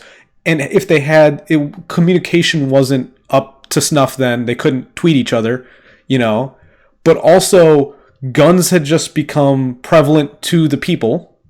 I mean, the way I look at the American Revolution, it was just the perfect storm for liberty to find its way in a certain way. I'm sure you'd probably agree with me here. I think liberty is ideologically a form of like God's grace, the light of self-determination. Like when you want to look at being a Christian, I think that goes hand in hand with believing in liberty. It's why, like, when I listen to people who claim to be Christians and then they turn themselves over to the state, I'm like, is that what you learned on Sunday, or is that just what's comfortable? Well, yeah. Well, and yes, I agree. I agree that the colonies ended up being this, sort of this perfect petri dish, if you will, for liberty. I also think that like everyone having a musket was a form of self-determinism that had, or not I can't even think of it, but it allowed the common man, like a peasant before with a sword, couldn't do as much as a peasant with a musket. And then you get a band of musket-wielding men, and they're a lot scarier to a government than a bunch of sword-wielding peasants, Right.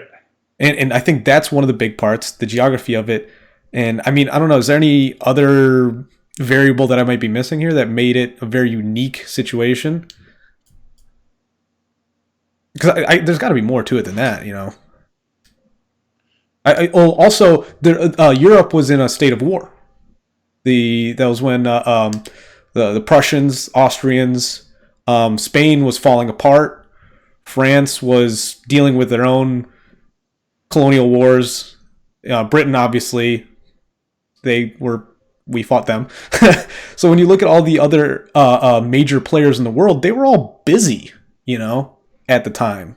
We kind of had our own little haven while we did it. Right. Plus, Britain was being shaken up politically as well. Oh yeah, you know. I don't know too much about that, but you probably know more than I do. I'll just defer there. I mean, well, yeah. I mean, you know, they went more hardline.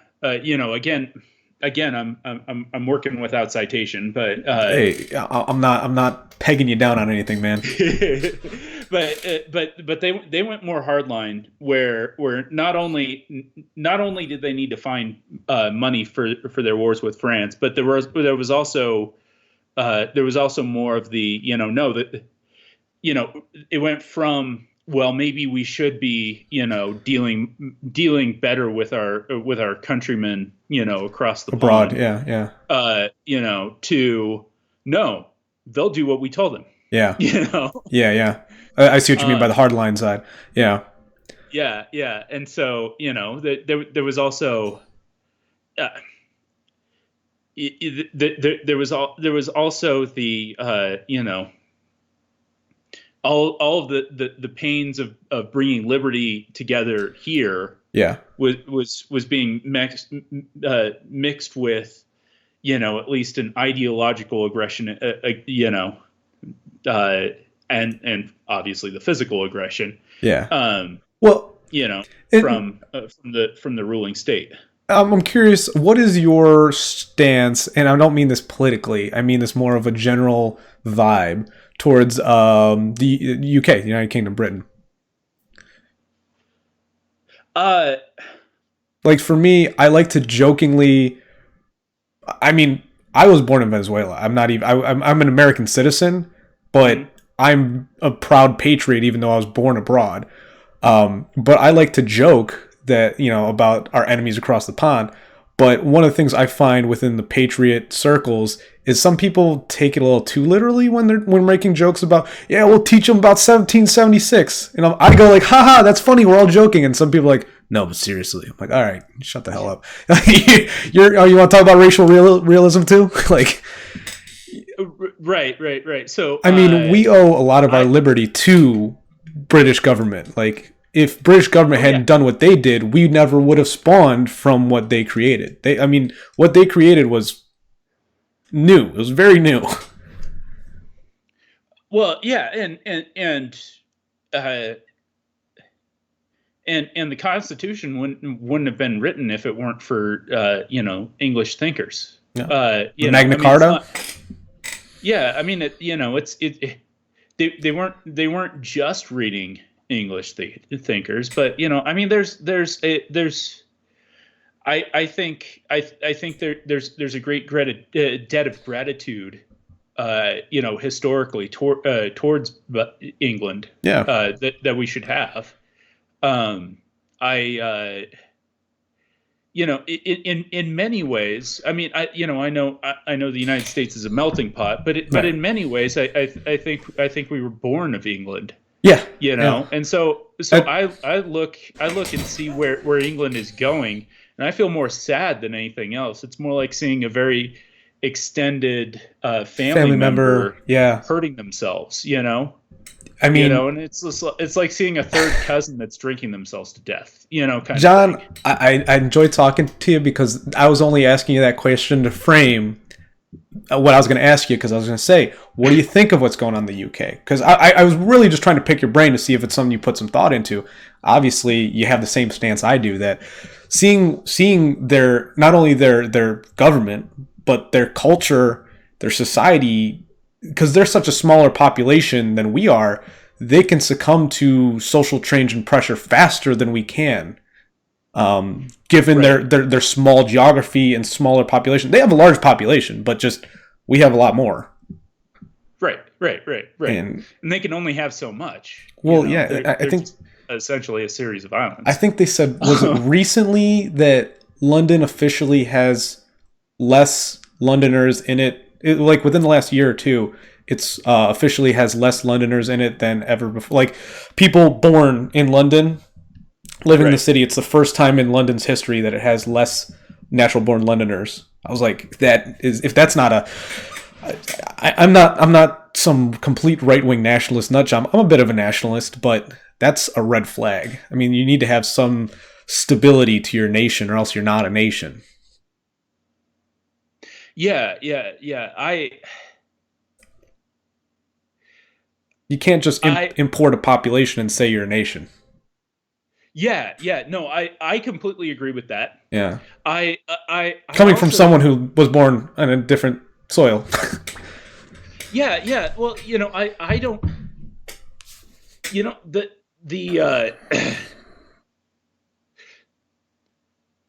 The the thing I find most sad about England is just the level of tyranny that they're under.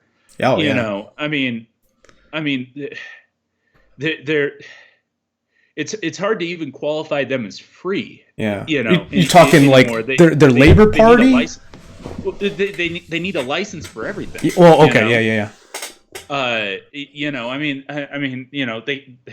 they The knife they ban.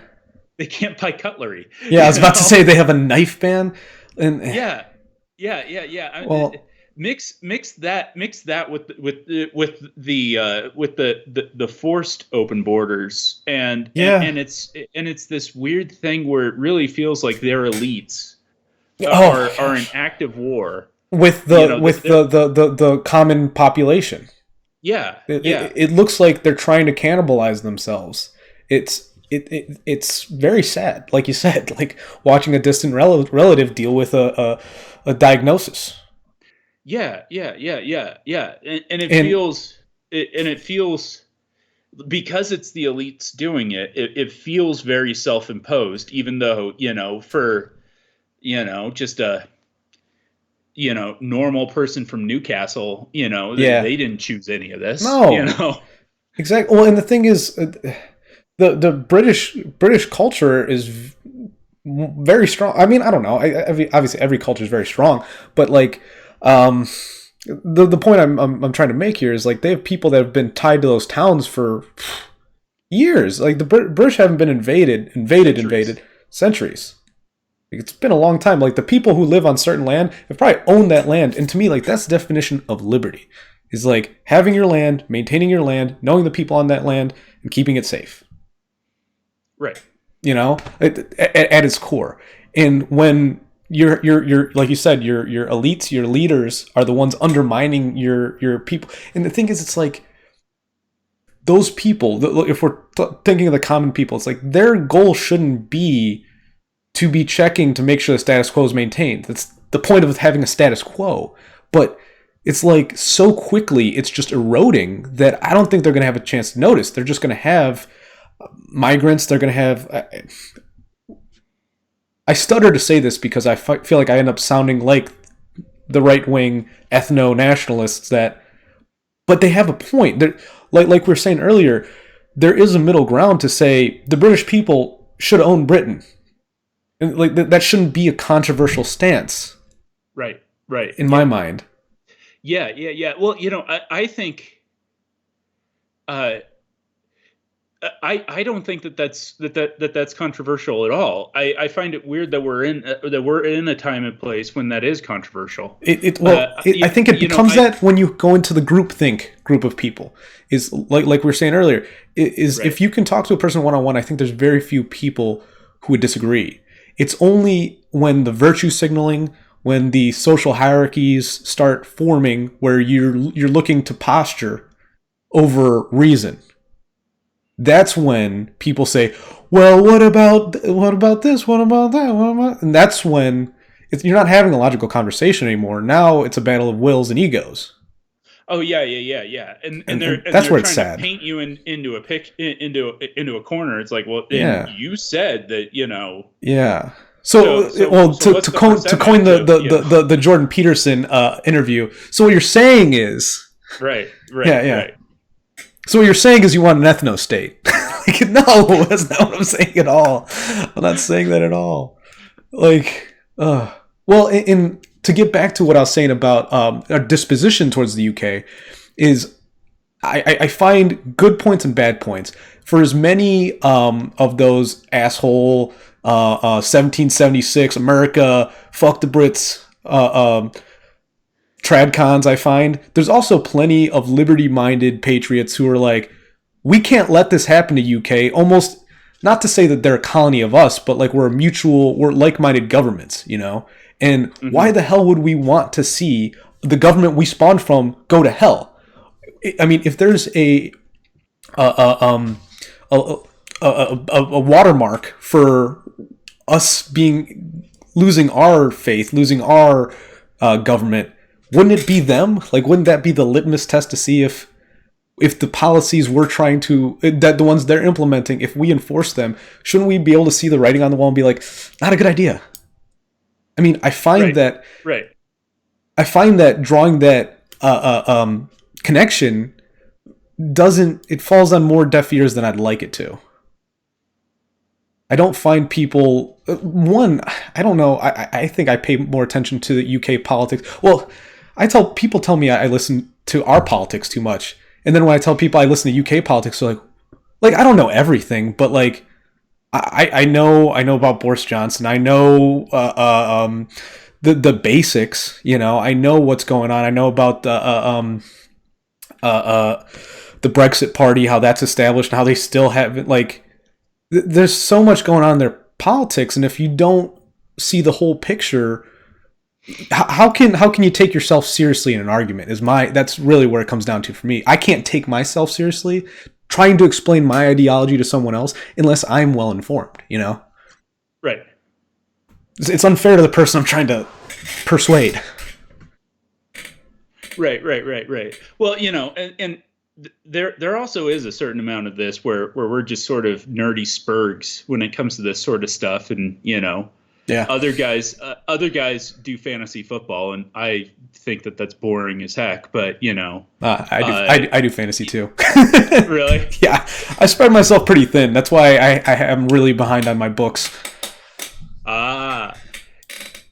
No, this is basically my hobby.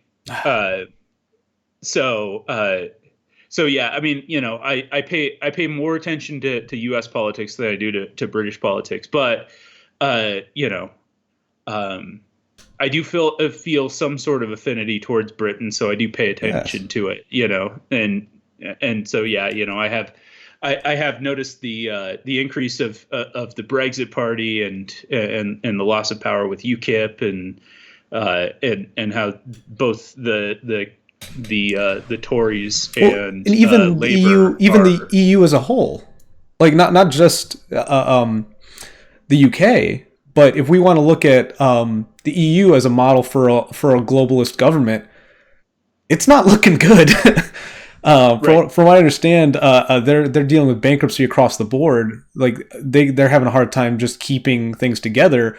And you know, we talk about there being the idea of a state. It's like this was supposed to be the utopian world government, and it's just falling to hell in a handbasket. Well, yeah, of course, because socialism always falls apart. What are you talking about, dude? I love my country. I love Venezuela. We're the best socialist state of all time. That's true. I'd love to go back to my homeland right now. I jest, of course. Yeah, you know. Well, you know, if you went to your homeland right now with dollars, I would probably get killed. You would probably get killed. Let's be real. You'd be the richest man for about 5 minutes. For about 5 minutes before you got gunned down. No. Let's be real. I'd be ransomed. They're not that dumb. Oh yeah, that's true. True. I would probably be ransomed. You'd be ransomed because you're worth more alive than dead. So I'd like to think that's the case. But in Venezuela, you are. Yeah. It's really sad though. But I gotta say, it's a very cheap. If you want to look at leftist tactics, being born in Venezuela and being a liberty-minded, right-leaning guy, all I have to do is mention to people I'm born. Like if they start bringing up socialism, I say, "Oh yeah, I was born in Venezuela. You want to talk about that?" Yeah, that's you yeah, know, that's true. That's true. real socialism's never been tried. I know, because they were socialist for about a year, and then it went straight to authoritarian. As soon as they had the socialism they wanted for like a couple years, they instantly went to complete nepotism, corruption. All the money went to the military, and all they used was the military to crack down on any dissidents. That was within like a 5-year span. Yeah, yeah. Well, funny how that works, right? Yeah. I mean, it's never been tried, but when it's tried, that happens. Well, and I think it's hilarious how people are so quick to dismiss Venezuela too, because I've even said it isn't real socialism because there is no real socialism. Socialism is almost like it's like a harbinger to summon a demon. You never see the harbingers never become the demon. They're like the sacrifices at the altar. Like socialism is the road to bring in despotism, like tyranny. It never ends in the utopia you envision. Right. It's just a walkway. Right. Well, and to change things around on the exact opposite side. That's why I call myself an anarcho-capitalist. Mostly because I view the further we push towards liberty, wherever liberty is tried, it's like human flourishing happens. Yeah. So even if I can't get to a place where we're all just under contracts with a good understanding of who's the militia or if, let's say, militias aren't even the most effective way of policing your of protecting from foreign invaders, right? And let's say that security firms aren't the best way of policing for local crime. Mm-hmm. Even if I can't get to this place where we've built up the technology of liberty, as Ron Paul has said, even if we can't get to this like completely stateless place, right? I'm fine pushing people as close to that as possible, because where it's tried, it works. And the only time that it stops working is because people start bringing it back more towards social programs. Right. Well, I was going to say, like, liberty itself, you said where liberty goes, it flourishes. Everything tends to flourish. The people, the businesses. Yeah. I agree. That's where you get human flourishing. When the thing is with liberty. I would say personal liberty itself, it's like the gift. To be kind of corny, it's the gift that keeps on giving. It's like love. They say you give love and you don't lose any. It's the same thing with liberty. It's like providing liberty to your neighbor doesn't remove any from you as long as you're doing it within the confines. It's where you have to structure what liberty should look like. Obviously, everyone can have a tank, but if your neighbor has a tank and you don't have a tank, there might be a little bit of an issue. But in reality, if you have the same liberties as your neighbor, and you're not thinking about this in a bubble, if you actually know the person, you interact with them, you're trading with them, or you're having them over for dinner, in a real human world, there's no issue. You have not lost anything. Right. If you're following kind of that arc I just took, it was kind of weird, but. Well, right. Well, and that's why, liberty and property rights go hand in hand completely with, and where those hands come together, that's where you get self-ownership. Yes. And self-ownership is where the non-aggression principle comes from. Mm-hmm. And once you have the non-aggression principle in place, you do have to come up with services that guarantee it, because some people, everything is a risk reward, and some people, aggression is actually pretty risky, But Well, some people view it as more beneficial than cooperation, you know, and yeah. you have to account for that. Well, the one thing I would say that aggression is certainly an advantage of is if everyone else is passive around you and they're used to a passive state and you're aggressive and used to an aggressive state, they are constantly on their heels and you are on your toes. You know what I mean? It's true. So It's like, true. you know, I like to, I'm a big fan of fantasy. When you look at like the Shire, the Hobbits, like they are a place of peace. Like what if the orcs arrive, they're going to get slaughtered because all the orcs know is violence, destruction, and decay. They don't know being in harmony with nature. They don't know being in harmony with your neighbors. They don't know any of that. So when you find that, Right. they just it's the same concept, and that's why I find some kind of insulated, liberty-minded people and like the ones who end up getting triggered over things. I'm like, you need to thicken your skin if you want to be a libertarian. You can't let things I don't know. Perfect example. What do you think of like all the memes that are being made to make fun of libertarians? Like the tongue-in-cheek stuff. Perfect example. Like I'll see weird behavior like on a street or weird like sexual acts. People be like, "Is this the future libertarians want?" Personally, I find it hilarious because I like joking about where my views might go if taken improperly. Like I don't take it personally, but I think there's Yeah, some people who do. You know, they take it personally. Unless something is obviously not libertarian, Yeah. I answer all those with yes. Okay. Good. Okay. I mean, I had a feeling you did. the only time I get triggered is when somebody is showing something that's actually statist, you know, but in a different way. And I'm like, no, you idiot. Actually, no, we want children to have heroin. Get it right. Okay, yeah. So you know how to play the game. Yeah. Yeah. No. Trust me. Like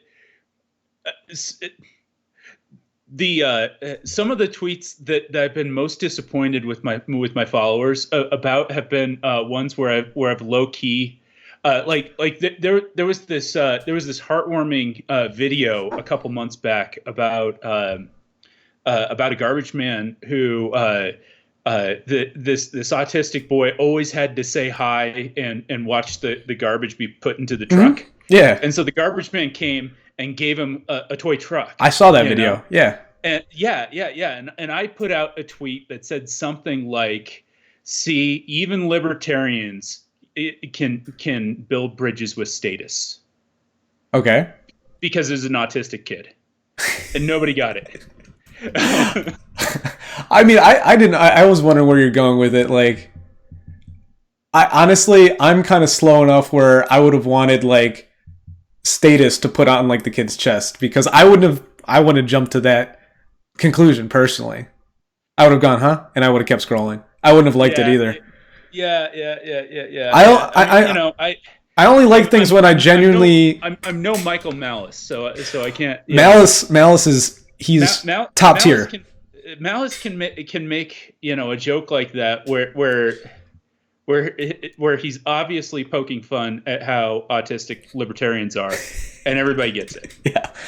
For me, I think it's a persona thing. It's kind of something that he keeps up all the time, so you're ready for it. Where if, say, you're not doing it as much, it might...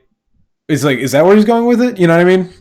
Yeah. Because I've done the same thing, true. too. I'm more honest and... Well, not that Michael's dishonest. He's more rhetorical. He's more rhetorical, and you're more dialectic. Yes, and he's definitely snarky. Oh, my God. I enjoy him. I mean, speaking of people on Twitter, do you follow Mark Dice? Yes. Yeah, I do. Mark is not the most intellectual guy, but I will say this: he's one of the most active people on Twitter I know. Just about any trending or viral thread, whether it's a Donald Trump thread, he's already there and commented and already the top comment every time I go there. That's why I felt the need to bring him up. It's not like he's always insightful, but he always he always has a safe thing to say that ends up being one of the top comments every time. I don't even have a point to make. He's just impressive. It's just I don't have a question there. It's just I don't know. I still don't understand how that man. He might have a team that works for him or something for his account, but it's impressive. Yeah, I don't know. Have you noticed that at all? Like that he's everywhere. I have noticed that he's everywhere. It's and he trolls constantly. He does. It's weird how the Twitter. I must not interact with his tweets very much because because I seem to find him, but he doesn't show up on his feed, and I'm pretty sure I follow him. Actually, I'm glad you brought that up because I tweeted about this the other day that I find a lot of people that I used to interact with are deprioritized. I don't know why. I on a daily basis I'll switch from what's trending to recent back and forth because I find that when I do the most recent posts, I will see more people because it's just whatever the most recent post was. But right. I'll switch back to what's trending just because I don't want to miss something from, say, the day before or something. But it's weird because one of the worst things I saw is like I'll click on people and I'll click on their following just to see, because for me, a lot of times I won't follow someone unless they already follow or are being followed by a lot of people I know. Just as a habit, because it's not really worth it to me. But what I'll do is I'll go to the following and it'll be like 3 people at the top that I know and follow me back. And then I'll scroll down and I'll go down like 50 names and then I'll see another one that I know. And then I'll scroll down another few and then there'll be another person I know. Wouldn't you think all the mutuals would be at the top? Yeah, you would think, right? That if there's like 100... If you have like 100 people in common, that you'd have 100 following, and then you'd have the people that you don't know. That to me, like, I don't know if that's I don't want to get too conspiratorial, but I just wonder is that intentionally trying to? I don't know. I feel like that's faulty programming at the very least for Twitter. I don't know. I don't know if there's a hidden agenda there. I don't want to say anything because I don't know. It might just be they suck. I think one of the biggest that could be. I mean, one of the biggest Occam's razors. I enjoy conspiracies theories, and I would categorize myself as a conspiracy theory advocate. But what I find is most conspiracy theorists out there, especially the amateurs, don't understand the simple Occam's razor of incompetence. That they're always just like, yes. this, and this, and this, and this. I'm like, it's more easily explained that someone just sucks at their job. Like... Yeah. Or that's not a priority whatsoever. I mean, it's functioning and nobody's bothered to look into that because it functions. But I went down that rabbit hole. I'm like, what are they? Is this only for libertarians? Like, what is going on? And I'm like, you know what? They probably just, like you said, it's not a priority, or they just suck that they meant to do it and it's not working right. Who knows? Or it's just organized differently. Yeah, it gets randomly generated. It's generated off of the most recent follows or the most long follows. Who knows? Or the most recent, like you said. I think most recent activity would probably make the most sense if they were working the algorithm that way. Right. Yeah, it could just be all about activity. Damn. I am just looking at the time though. We have done 3 hours. Damn. How long did you plan on doing a stream for? when we got going? Oh, I didn't know how long to account for, so I don't really have. It's funny. Part of my checklist was I meant to ask you how long you planned on going, and well, what do you say we end it here? And I can have you on again sometime. It's been a great conversation so far, man. Sounds good. By the way, I'm going to be starting my own YouTube channel myself. Hell yeah! I have 4. I'm teaching myself the video editing software and stuff like that. I have 4 episodes in the can. Okay. Let's see. I'm trying to remember like things you pre-recorded already, or Pre-recorded, yeah, Yeah. yeah, yeah. So I have one on the student debt crisis. Interesting. I have one on the ethics of embargoes. Um, Trying to remember exactly what else I've recorded, Mm, but that's but yeah. ethics of So embargoes. I feel like it's something how long are they? Like, well, is there a target time you're going for on your episodes, or just however long it takes? It'll be as long as it takes. Okay. Right now I'm recording at about 30 minutes, or we'll see if I get more long-winded or if I just keep it at more of a nice Tom Woods show Yeah. 30-minute I clip. mean, I think 30 minutes is good to get deep enough while not getting heavy. Like this 3 hour and 20 minute stream we've done. I mean, it's been fun. This is why I do it. It's been enjoyable, but this isn't easily digestible for someone else. So actually, on my to-do list is to get video editing software to clip this and have clips on my channel, which it's longer and more arduous than I hoped. Yeah. I mean, it's well, heck, I mean, even when you watch like something like Part of the Problem, which is an hour and a half, Yes. right? Dave basically Do you watch Part of the Problem? Yes. Oh, I just listen. I listen to it on Spotify. Interesting. Gotcha. Yeah, no, I put YouTube on my phone, and I do that for Rogan, and I'll watch it while I'm driving. Yeah. And then once I get home, I watch it on the TV. There you go. But even with that, Dave really has like 3-4 segments that he goes through. Yeah, he does. Well, the breaks he uses are a good benchmark, so he doesn't ramble too. Right. Yeah.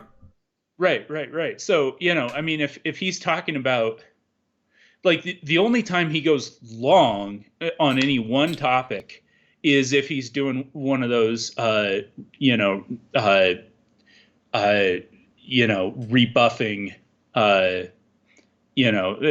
of the like anti-libertarian. Oh, okay. I was gonna say videos. Oh, okay, yeah, like when he gets into detail about something. Yeah. When he's playing a video and then responding to that video, because he wants to make sure all points get hit. Yeah. Well, and if that video is 20 minutes long, then that means that the whole, that basically the whole episode is going to be on that. Dave. Yeah. Right. Because you let the guy talk and then you talk. And inevitably you talk twice as long as that guy. As long as was heard. Yeah. Yeah, unless you stop it because the guy's being snide, and then you just point out, well, here he's just a dick, and you just let it run. Yeah, right. Because nothing need to be said. I just wanted to point that out. This actually is not an argument. Moving on. Yeah.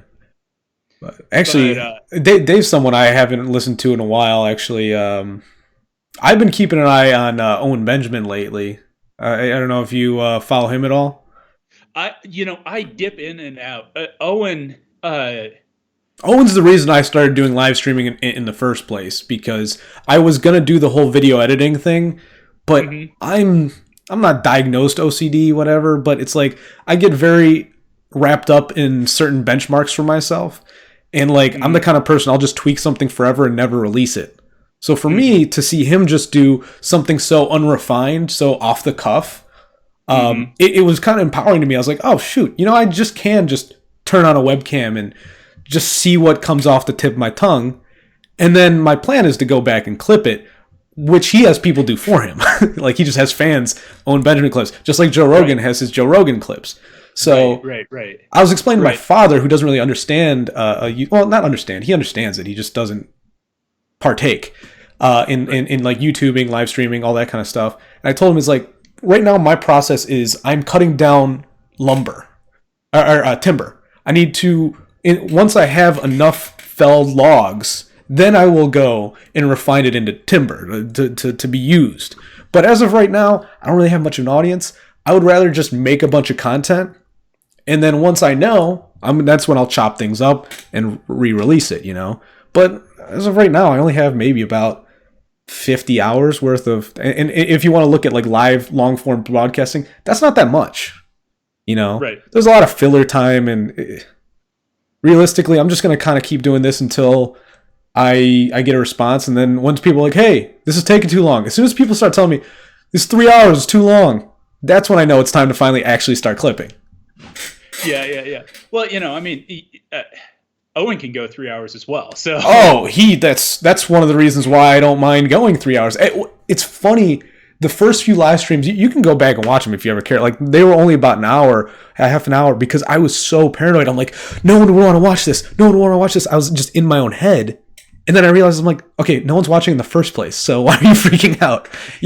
I was trying to put my best foot forward, and it's like, you just need to kind of like you said, you just need to lean into the punch. Yeah. And I was trying to like run away from it. I'm just like, no. Just do whatever feels natural, and it'll come. Yeah. So the reason why I'm doing clips, or why I'm doing an edited show, it's mostly not going to be edited. It's just when I'm talking and it's just me and there's nobody else to work off of, I will kind of stutter and I will kind of pause. Yeah. I'll start talking, I'll start saying something, and then I'll go, no, that's not exactly what I want to say. Here, let me say it, this way. Yeah. But you are a very patient listener. Just of the conversations I have, you there have been a few times I'm an interrupter. I know. It's what I do. My father yells at me every day for it. He says, "You gonna let me talk?" I'm like, well, shit. I had something to add. But really, you do. Whenever I had finished a thought, you always gave me plenty of time to add something, and for me to be the interrupter, I'm like, oh damn, he's way too polite for me. The whole time I'm just like, I need to shut my ass up.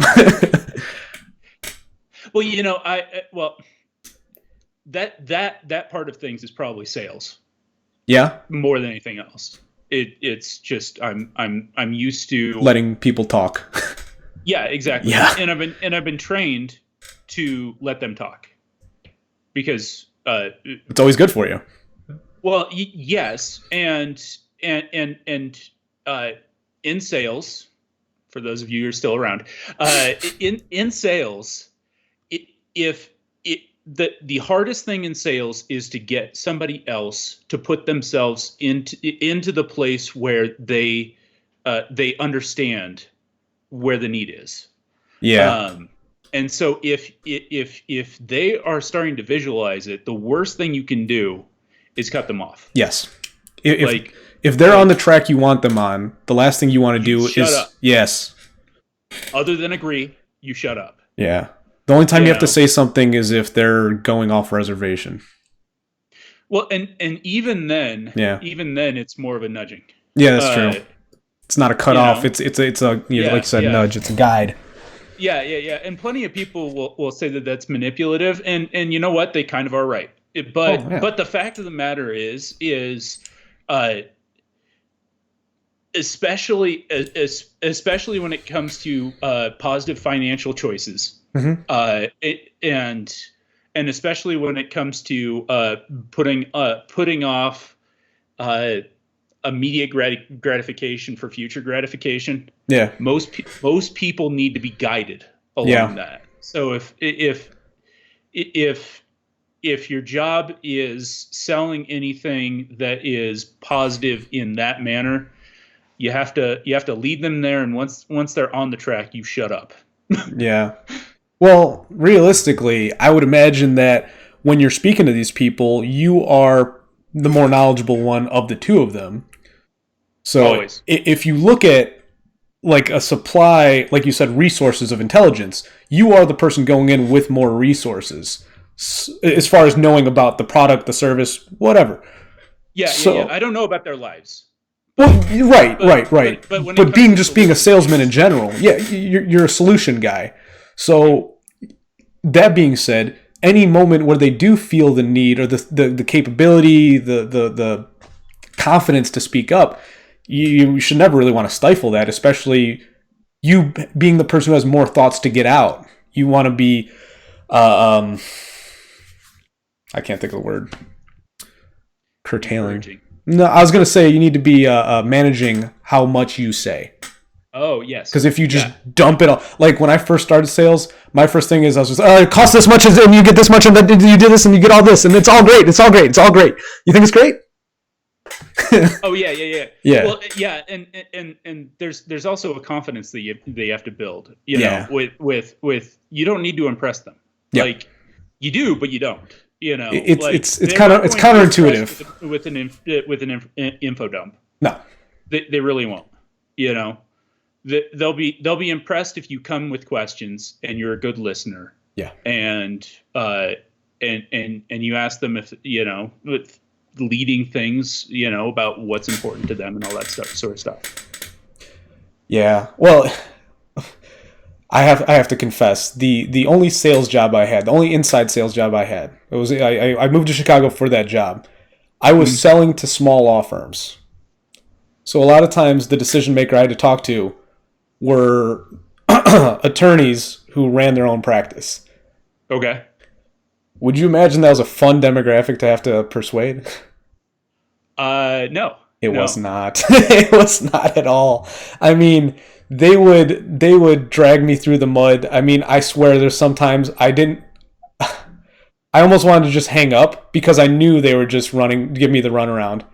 Like, I could hear it in the tone of voice. They're like, well, I got nothing to do for lunch and might as well just kind of kick this, have this guy listen to my shit for half an hour. Like, I have had guys just tell me stories. I'm like, dude, are you buying the software or not? Like, right. It's funny. I don't know. But, in insurance, the what I found is the two people who are the hardest to sell to, because they know everything, are either attorneys or doctors. Not doctors, surgeons. Surgeons. Yeah. Why surgeons in particular? I mean, I can see that from a personality standpoint, but I'm wondering. Oh, it's all personality. So it's all personality. God. Yeah. The God complex. They hold life in their hands. Yeah. Yeah. General practice doctors are usually pretty open. The funny thing is most insurance agents hate talking to engineers. I love engineers. Oh yeah. Well, engineers are very practical people. If anyone wants an info dump, it's engineers. Oh yeah. So you have to get past the initial whatever that specific engineer feels about insurance. You have to get past that. Right. But once you get past that, and they start listening to you, you can spurg all you want because they'll be like, okay, and what's the statistical likelihood of this? Mm-hmm. How do you calculate for that? And you're like, well, this. Yeah. Well, once they're on the hook, they're normally good. It's assuming you have what they need. The only issue I would find with like an engineer is if they have a legitimate gripe that you don't have an answer for. Well, yeah. So the way you impress them for that is you say, I don't have an answer for that. Yeah. But I can connect you up with resources that I feel that could give an answer for that one. Yeah. Or you say something close to. Usually. Well, shoot, man. We were about to hang up. We should do a live stream on sales techniques because that's kind of what we're changing it into now. Yeah. There you go. I mean, usually what I find with engineers in an insurance standpoint is they blend with investment. Because they're also like, well, if we're throwing this out to the future, I'd like to make something on it, and then you have to start talking about that sort of thing. Right. Well, I mean, it goes with the personality you're talking about, Well, right. What the end of the what is it? What is the return going to be for the effort? Right. But all right. Well, why don't we call it quits for real this time? Because this is how it ends up. I have to say we're going off before we actually go off. So. I'm gonna end the stream. Thank you to anyone who followed. It is on my to-do list for the next week or so to actually have intros and outros. So keep that in mind. Until then, until I have the buttons that like and subscribe, do it manually. I appreciate it. Peace.